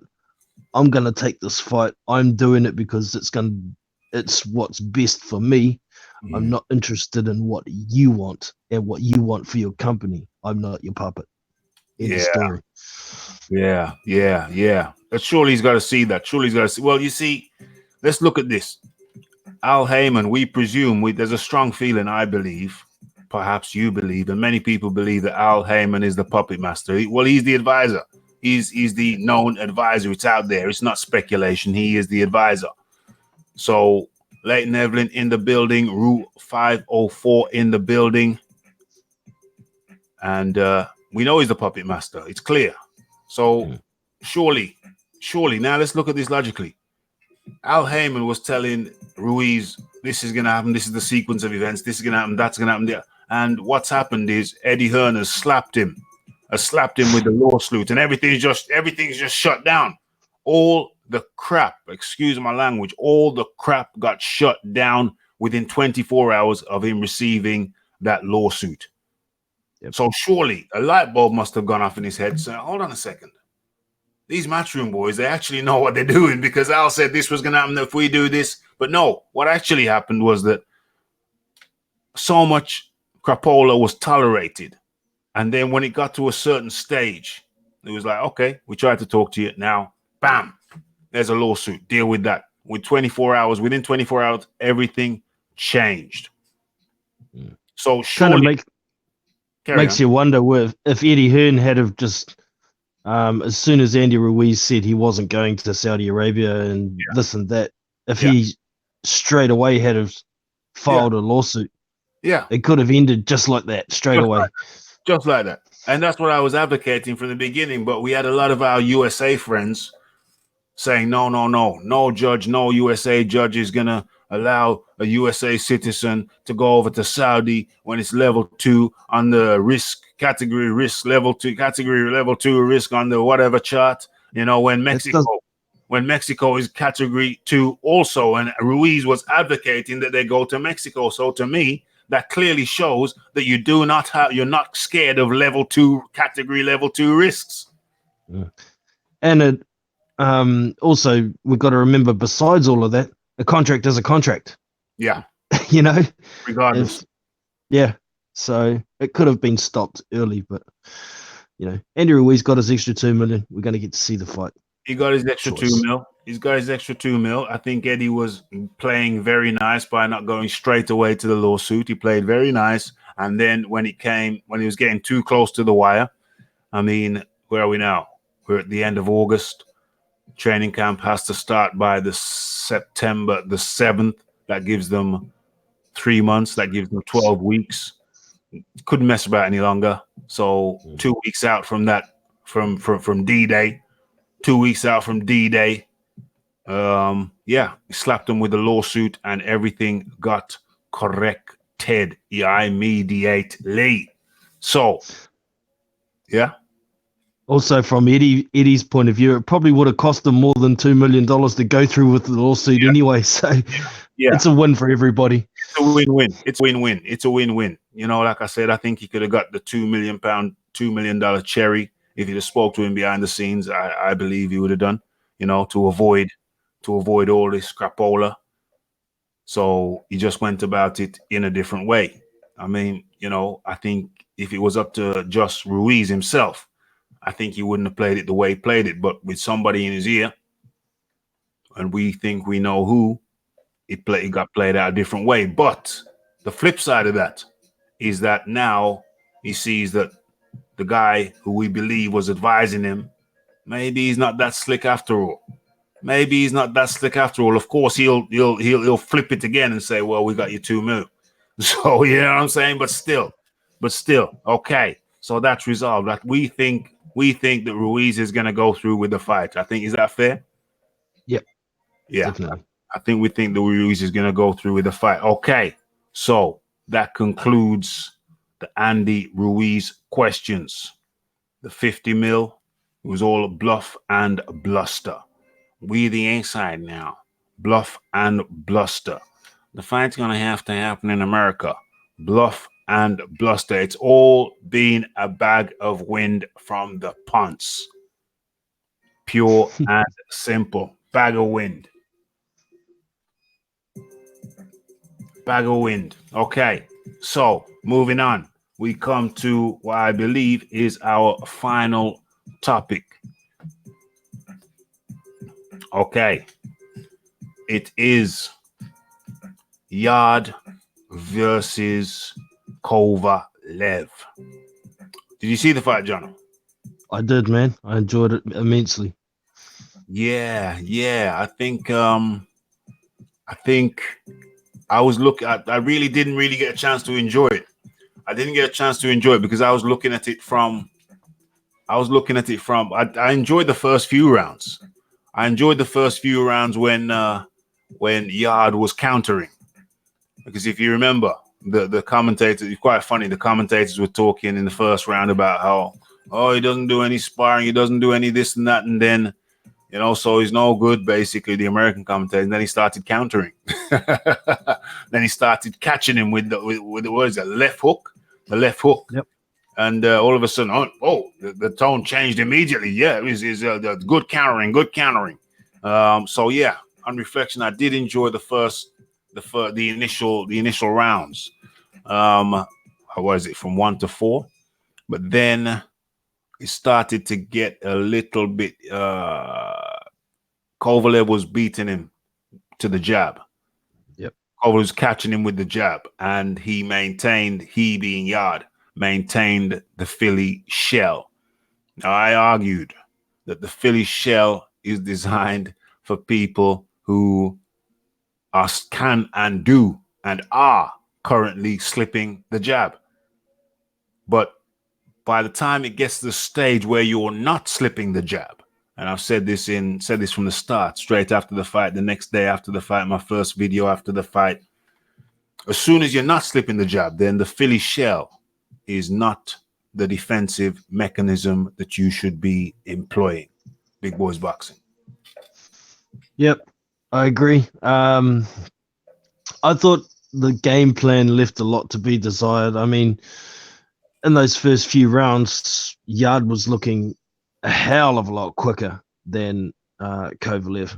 Using that counter at times was good, but I would have loved to have seen Yarde go to the body early, particularly since everybody knows that Kovalev doesn't like being hit to the body.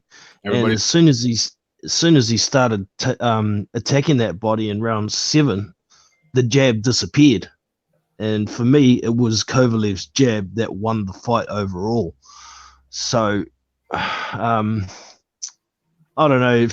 I also think Yarde's possibly carrying a bit too much muscle. Maybe slim down a little bit so he can maintain his speed, because his speed disappeared pretty much from round 5 onwards.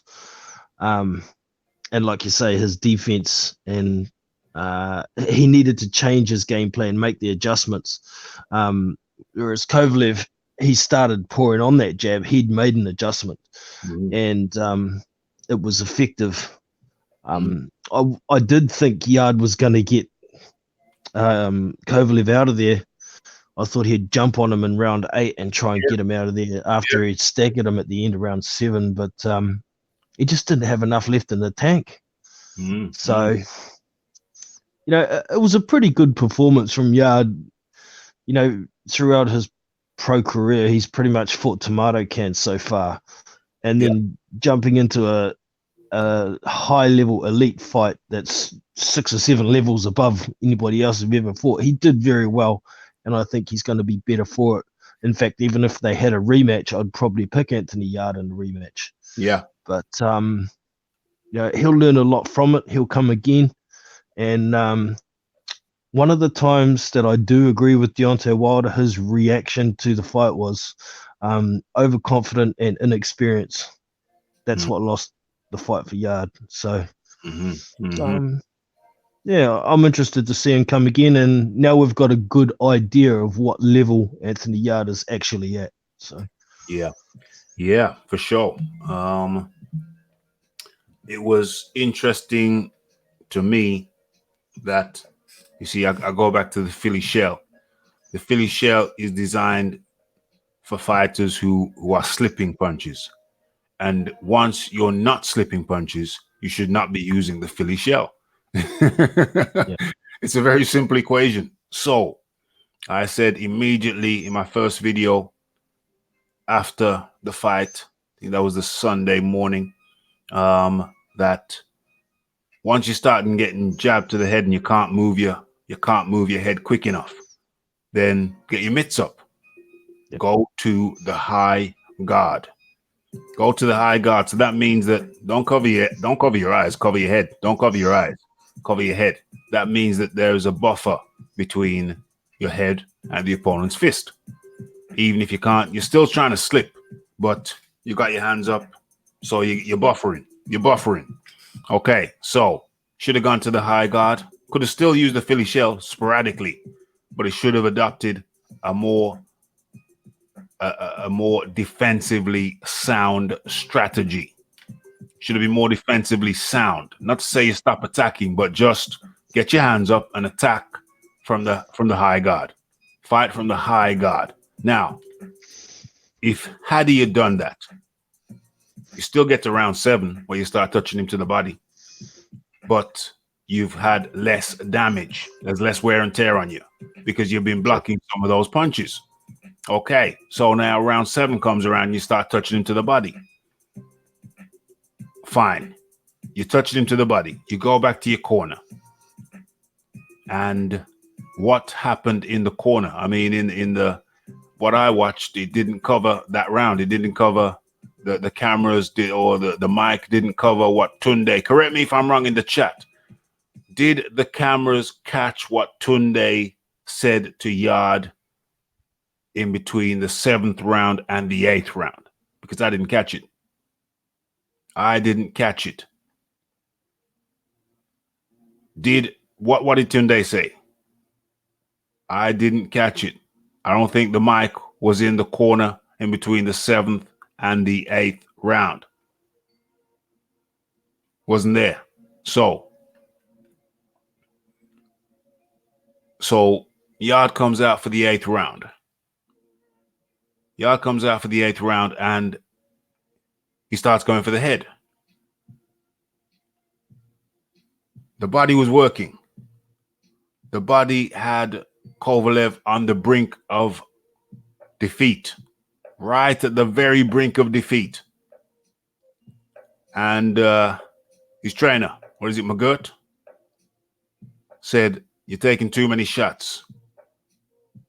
If you don't come out and do the thing in this round, I'm going to stop the fight.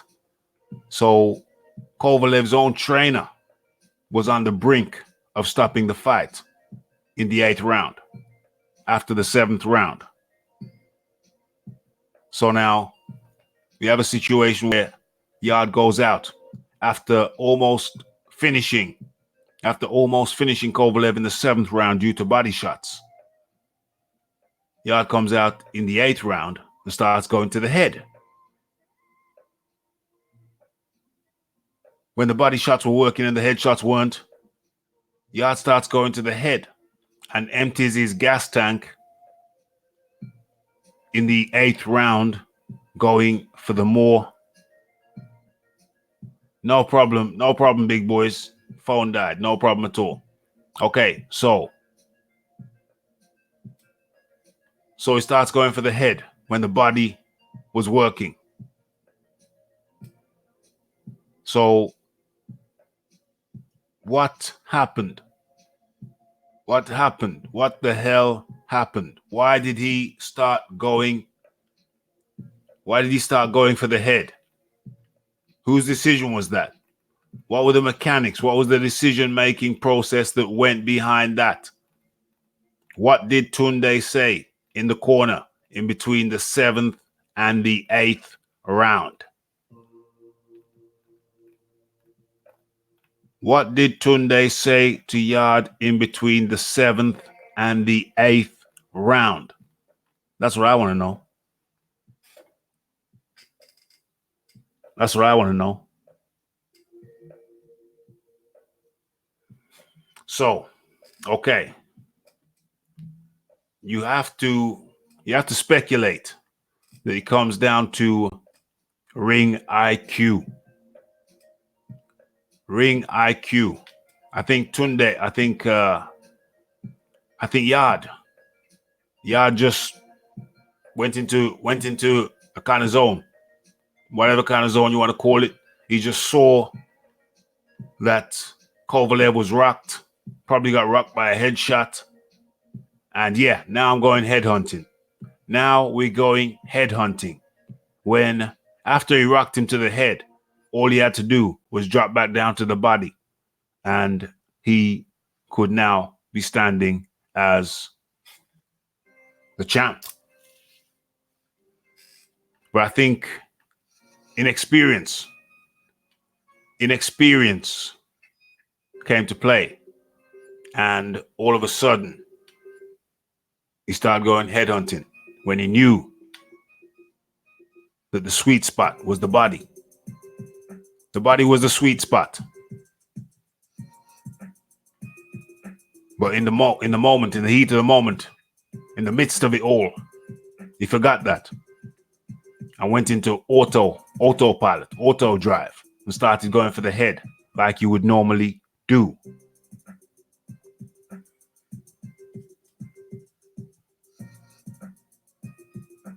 So I don't even know if I said ring IQ, but I don't know if it's ring IQ.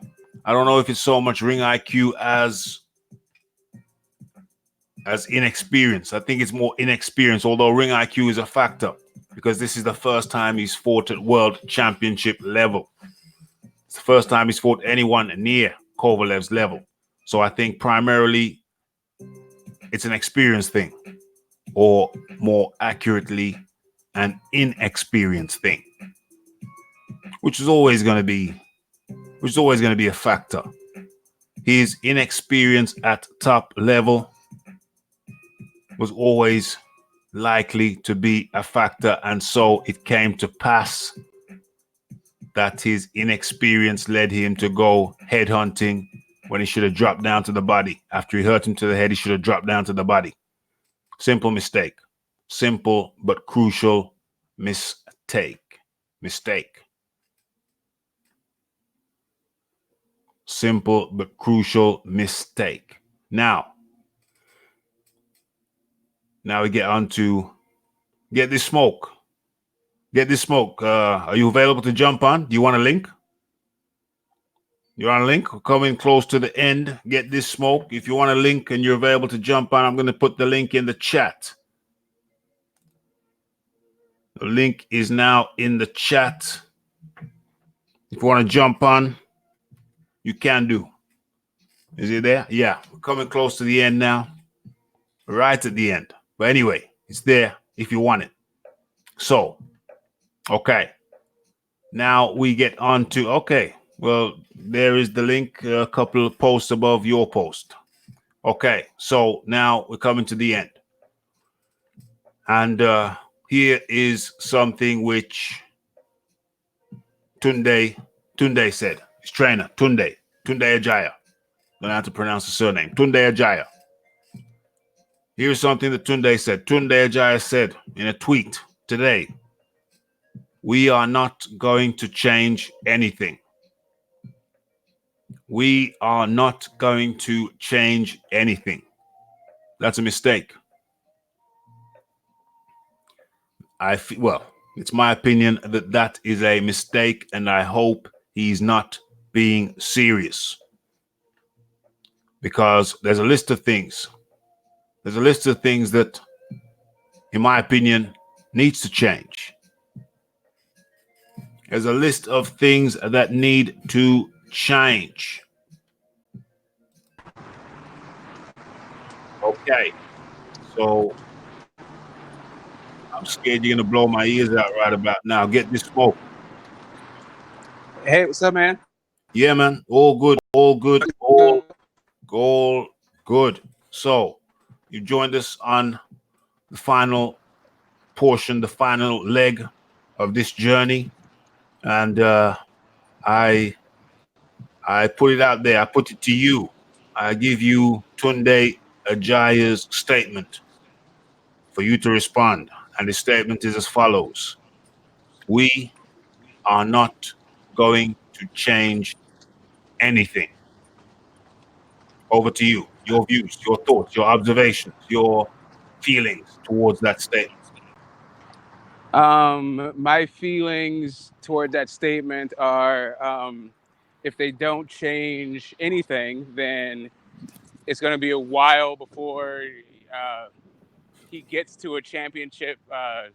He's going to be able to beat one of the champions at light heavy, and I think it's going to shorten his career. He won't reach the height that he could if he doesn't get somebody at least as a second or something just to shore up the more fundamental boxing training aspects. Just rounds of preparation you need in camp before a big fight. If Yarde doesn't get that, he's not going to be able to beat the likes of even the Barreras of the world, really. Maybe. I mean, I guess his talents could probably get Barrera out of there, but I don't favor him against like the Alito Alvarezes with what he's got going on right now. Mm-hmm. Better Biev, none of the guys.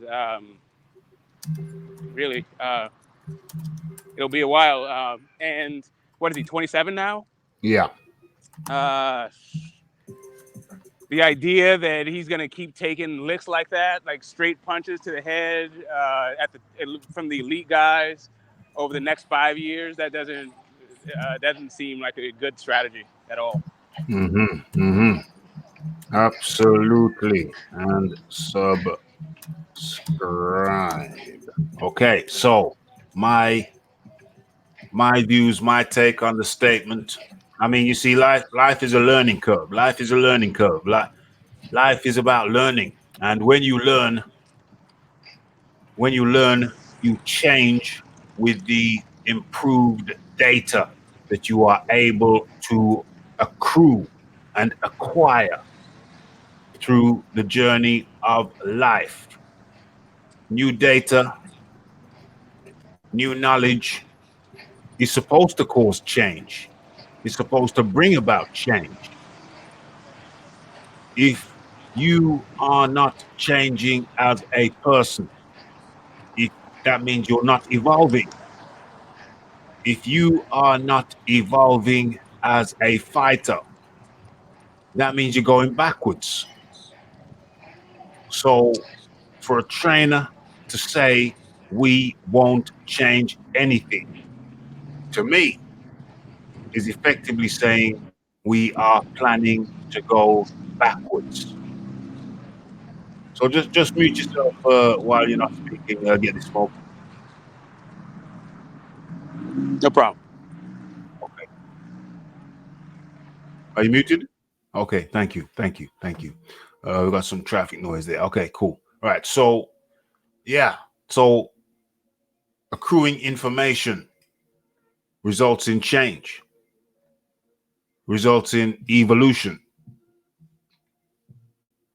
If you say you're not going to change, that means you're not going to learn. You're not prepared to learn. If someone tells me that they're not prepared to learn, and that's a red flag. That's a red flag. You're telling me you're not going to change, that means you're telling me you're not going to learn. You're not prepared to learn. That's a big, big red flag, and that's a big, big no-no. At no point, never should you close yourself off from learning, from changing with experience. It is, I hope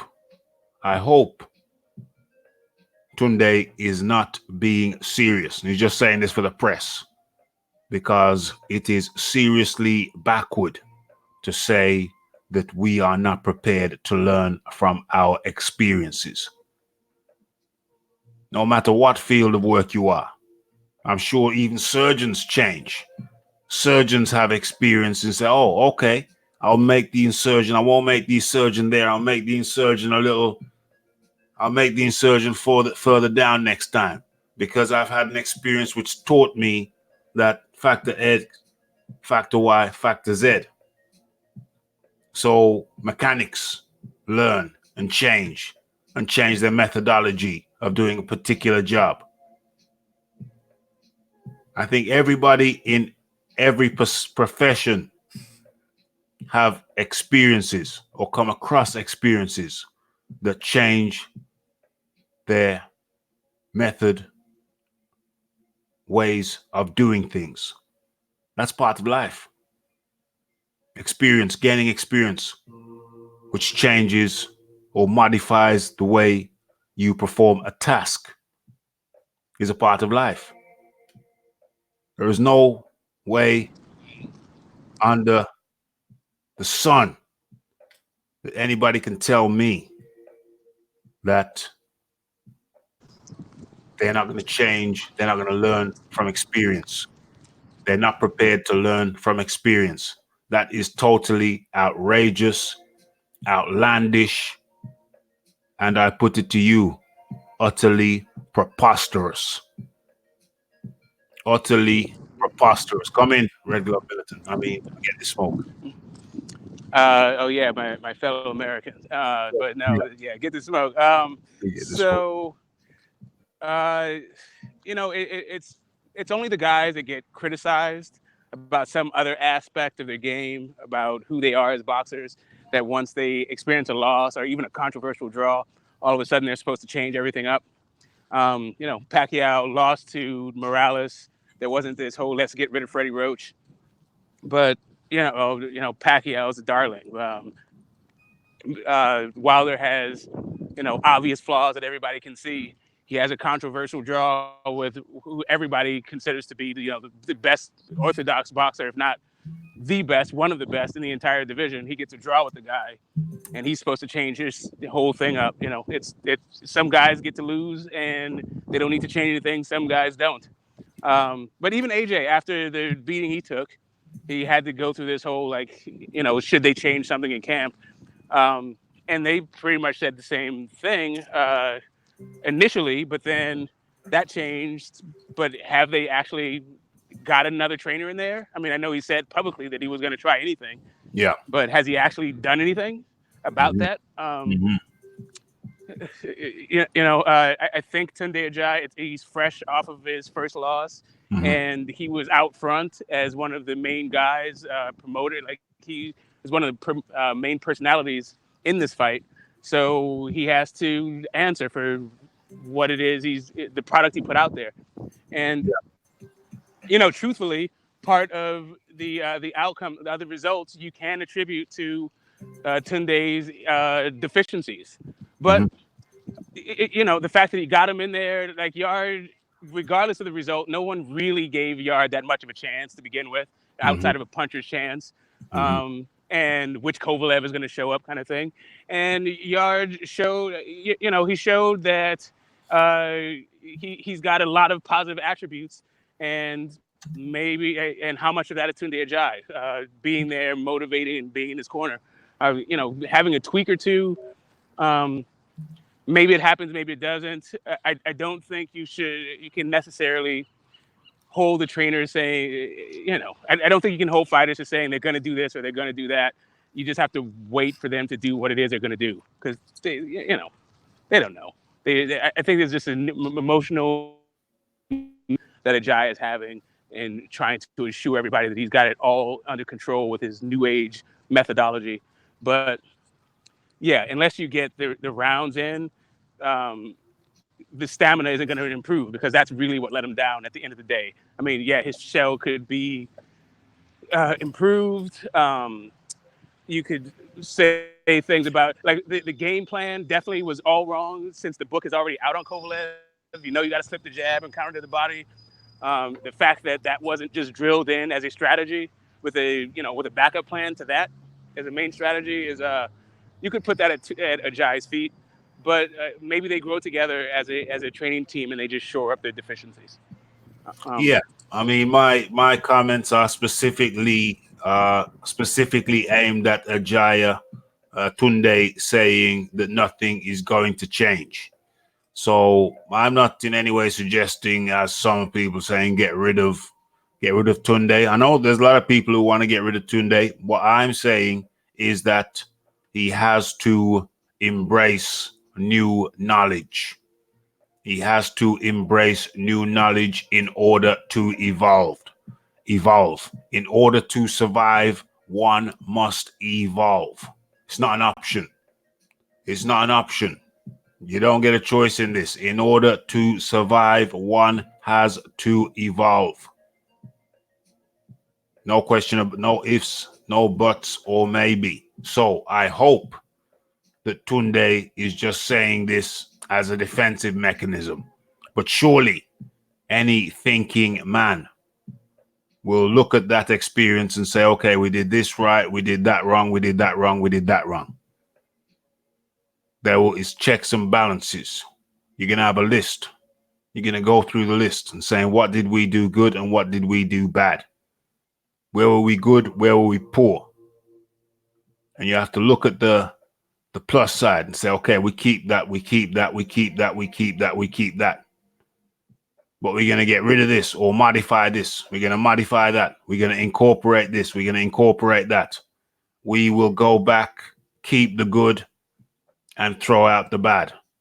We will modify, we will evolve, we will come back better equipped to do the job which we failed to do last time around. I mean, definitely. But I mean, what if this is just a thing about matchmaking and planning and fight planning? Let's take a look at other guys. These whole daring to be great and step up fights that have happened, in recent memory. I guess most of them have been really in weight, not really just in class, the way that Yarde and Kovalev is. But you look at Rigondeaux versus Loma or Mikey versus Spence. I think Yarde actually has a much better outcome from his step up versus these other guys who weren't actually even they weren't even in the same weight division. Mm-hmm. But Rigondeaux dropped off the entire map. He got stripped. He's still trying to fight his way back from the and we still barely seen Mikey. He hasn't been back. It's this year. It's early this year, but I think both of those guys' stock actually fell from their fights. Yeah. Meanwhile, Yarde's stock is risen, and everybody's not Kovalev. Like, Kovalev is likely a Hall of Famer. I mean, it could be a situation like the Canelo Mayweather thing. Like, it was so early in his career, and it was such a huge step up. And I think even Canelo was better prepared for Mayweather than Yarde was for Kovalev. Yeah. Now, the key term there is better prepared. So ultimately, even though you're saying that he didn't do as bad as another guy or another guy, ultimately the goal has to be to shore up the defense, to shore up the leaks. Wherever there was a failure, or a breach, then the goal has to be to shore up the breach, the defense, the problem, the fault. Wherever you find a fault, just like a product recall, wherever a fault is found, a catastrophic fault, because if you get knocked out, there's a catastrophic fault has been found. Wherever a catastrophic problem has been identified, then it behoves the operation, the team, the manager, the trainer, it behoves them. It is of utmost importance that they correct whatever problem has been identified. So Right. to say that another guy did worse and another guy after the other guy did worse is not addressing the problem. As I see it, the problem is that whenever you encounter a problem, you must work to rectify the problem. But it's the identifying what the actual deficiency is. For me, Well, the thing for Yarde in this particular instance, what I see the issue is his stamina and his preparation, and you could probably Right. address both the same way. Right. Or either stamina is even closer than preparation. So that needs to be addressed. And fight strategy. So that needs to be addressed. Right, but part of this could also the stamina and his preparation may have been exposed by the matchmaking, but there's only one Kovalev. Well, even so, there is a chance that he may fight him again. And what I'm saying is that whenever you encounter a problem, so he encountered a series of problems with Kovalev, so now he goes and addresses those problems, rectify those problems, and shore up the weak spots. Yeah, I am not sure how he's gonna do his gas tank, which I think is huge. But I think that they can work on flipping the jab. But I don't know that they necessarily have to. I mean, does that say change? So, what are we saying by change nothing? Does he mean he's going to do absolutely nothing, or he would fight Kovalev the same way if they did a rematch? Well, that's or is he saying they're not going to add new places, or they're not going to add new trainers or something like that? Well, the implication is that nothing's wrong. If you don't change anything, then you're suggesting that nothing's wrong. Okay. Well, there's something wrong with getting knocked out and being so exhausted that you weren't really hurt by the punch more than you were like trying to get your breath back to stand up.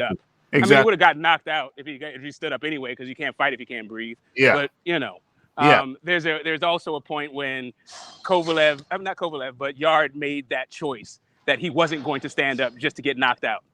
That instead he decided that he was just going to catch his breath on the canvas. What do you change? I guess preparation. Yeah, if he's saying that he's going to fight the same thing, if he's saying he's going to fight the same way, and the result would be different, and he expects a different result, then everything you say is absolutely correct. Right. But if he's just saying that I'm not going to get another trainer in there,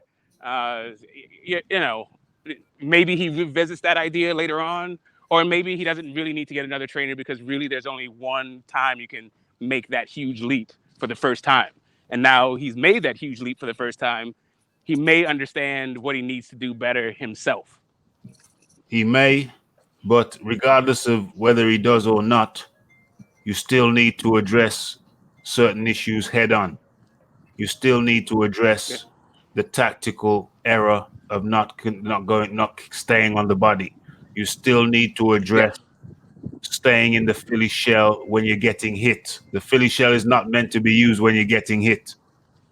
You still needs to address, in my opinion, one thing they need to do is, I understand the logic of not having continual sparring. I understand that logic. Brendan Ingle, who trained the likes of Errol Bomber Graham, Prince Nassim Hamed, and many, many more, he had a philosophy that when you train, you don't get hit to the head. Forget about that. That's brain damage. You don't need that. So it's not that they never punch to the head, but oftentimes they did not save the brain. So what I suggest is that they incorporate a similar strategy over there under Tunde's tutelage. And they do have sparring, perhaps sparring when Yarde is already pre-fatigued with other aspects of training, and go light to the head. Fast, but light to the head. So there are a number of measures which I suggest. I'll go through them since we're coming to the close of the show. 1, foot drills. Don't always be planting your feet. Alternate. Sometimes plant them, sometimes not. You're going to need drills for that. That's going to have to be drilled. 2, more jabs. You have someone in your corner. It is quite common to have someone in the training camp who has a clicker, and they count the different types of shots that you throw. You need somebody with a clicker for the jab. More jabs. 3, the high guard. When the Philly shell is not appropriate, use the high guard.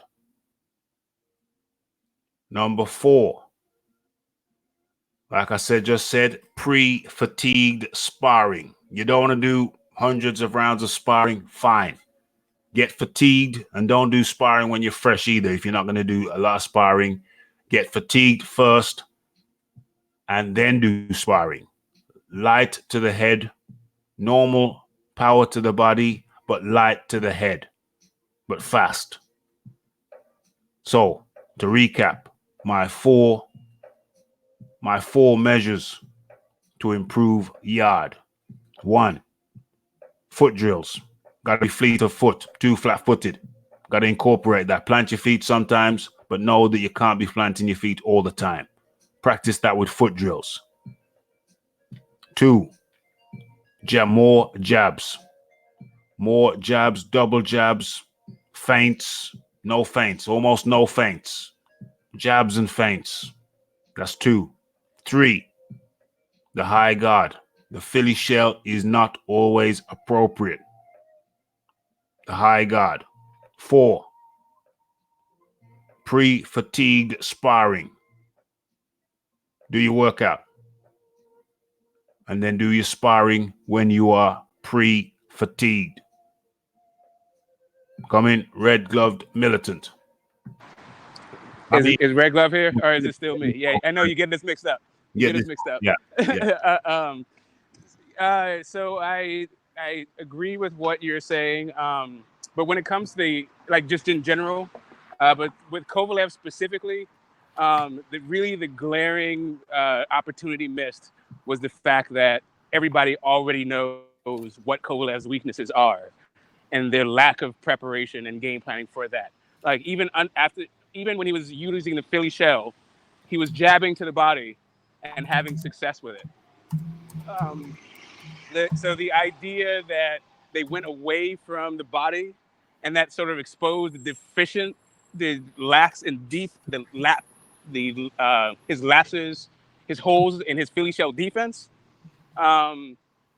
it became more of an issue. But also his output let him down, and that I think is his stamina. If he could have maintained the same output from round 8 that he had, if he could have done that for 6 rounds, then the deficiencies in his Philly shell would not have been so glaring. But I definitely think he's too flat-footed, and also didn't do any feinting, or not really enough feinting that I can remember. But it was just his work rate was all off to me, and the work rate was to me affected by the stamina, which ultimately is the thing that let him down even more than this lack of experience and all that other stuff. It was just his ability to maintain a work rate to exploit Kovalev's flaws. And that's why I have the 4th measure, which is the pre-fatigued sparring. That's sparring when you're already fatigued. So now you have to be very wise in your punch selection. You are focused on your foot movement. Everything everything matters now because you're tired. Everything matters. You have to have precision. You have to be cerebral. You have to be a thinking fighter when you're sparring in a pre-fatigued state. So those are my measures. Those are my recommendations. And also the pre-fatigued sparring also helps with your stamina, because now you have to control your breathing.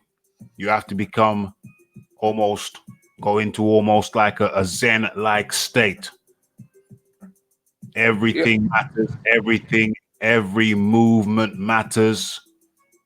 You become an extremely cerebral.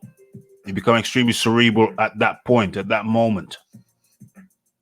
And that's why I'm saying if they don't want to do a lot of sparring, then do pre-fatigue sparring. Get the smoke. Definitely.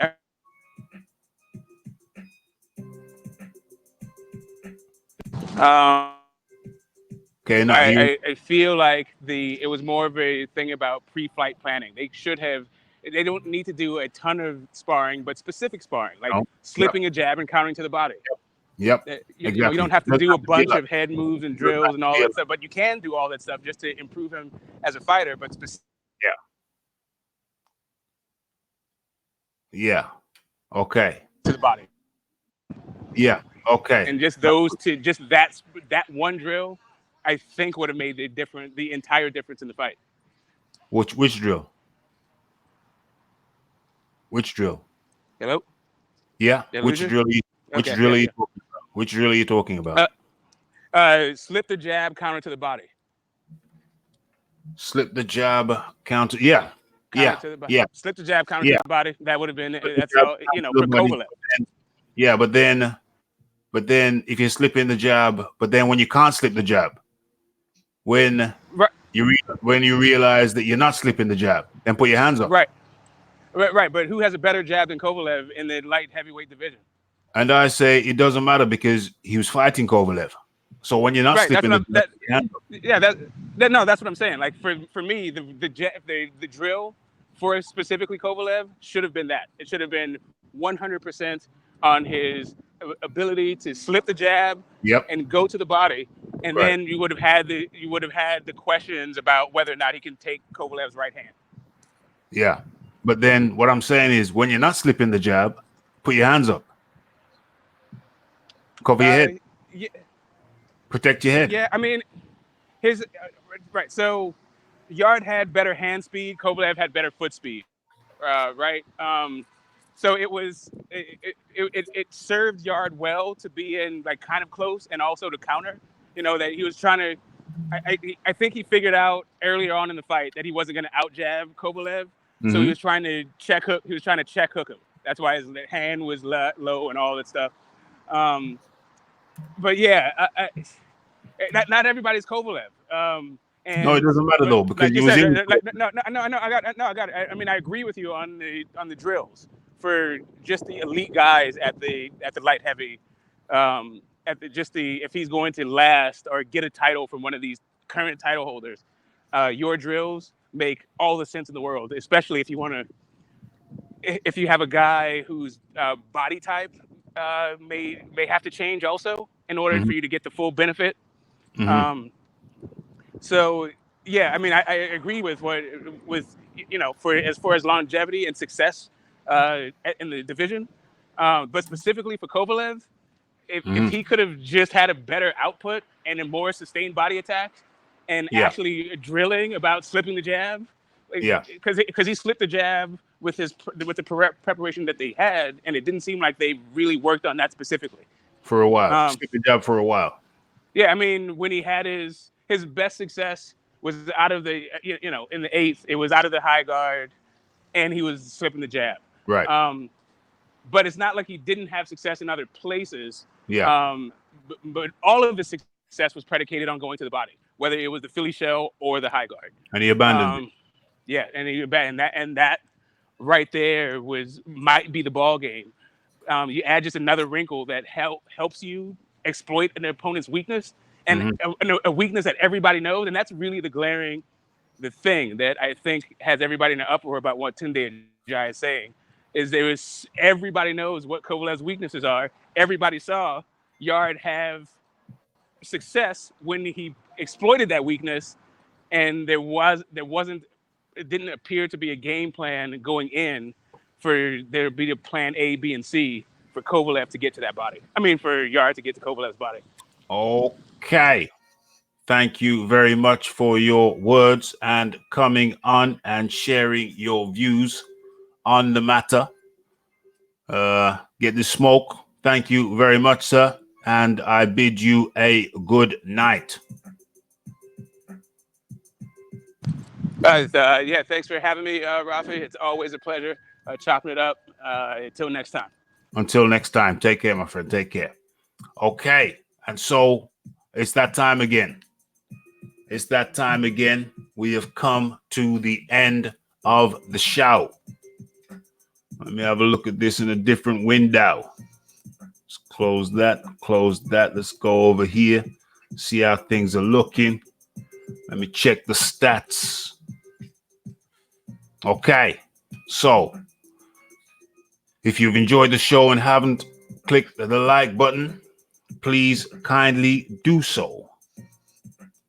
If you've enjoyed the show and you haven't hit the subscribe button, please kindly do so. If you've enjoyed the show but you're not following me on Twitter, the information is on the Twitter link is in the description box. If you enjoyed the show and you want to chip in a couple of shillings, the PayPal link is in the description box. Okay, and with all that being said, it's been another enjoyable show. We've had multiple guys, big boys boxing come in, and Get This Smoke came in latterly. And of course, yours truly, Raphael Dawkins of the Raphael Dawkins Combat Radio. But most of all, we've had you guys in the chat, guys and gals in the chat. You know? So, that's without you, I'll be talking to myself. And that's not good. You know? Nobody wants to get sectioned. So I need you to bounce my ideas off. We've covered several topics, got good feedback from our guests, and of course you in the chat. So, final roll call before we say goodnight. It's to Get This Smoke. It's the PED, the PED. It's the Toby Bartlett. It's the Monique Thompson. It's the Rue 504. It's the Shola E. Bofin. It's the Fireman. And I'm scrolling up. It's the Kaz, our celebrity troll. And who else we got? Who else have we got? We got John Daly, of course. How could I forget? The Big Boys Boxing. Thanks for joining me live on the show. And of course, we have the prodigal son who has returned. It's the Leighton Evelyn. And many, many more. I think I saw PC Jacob earlier on. Okay. It's Raphael Dawkins. It's the Combat Radio. It's the like. It's the subscribe. It's the comment. It's the share. And it is that hitting that bell icon to stay updated with news and notifications. It's Boxing Talk with Raphie. I think this is the 41st edition, 41. And we are out. Blessed.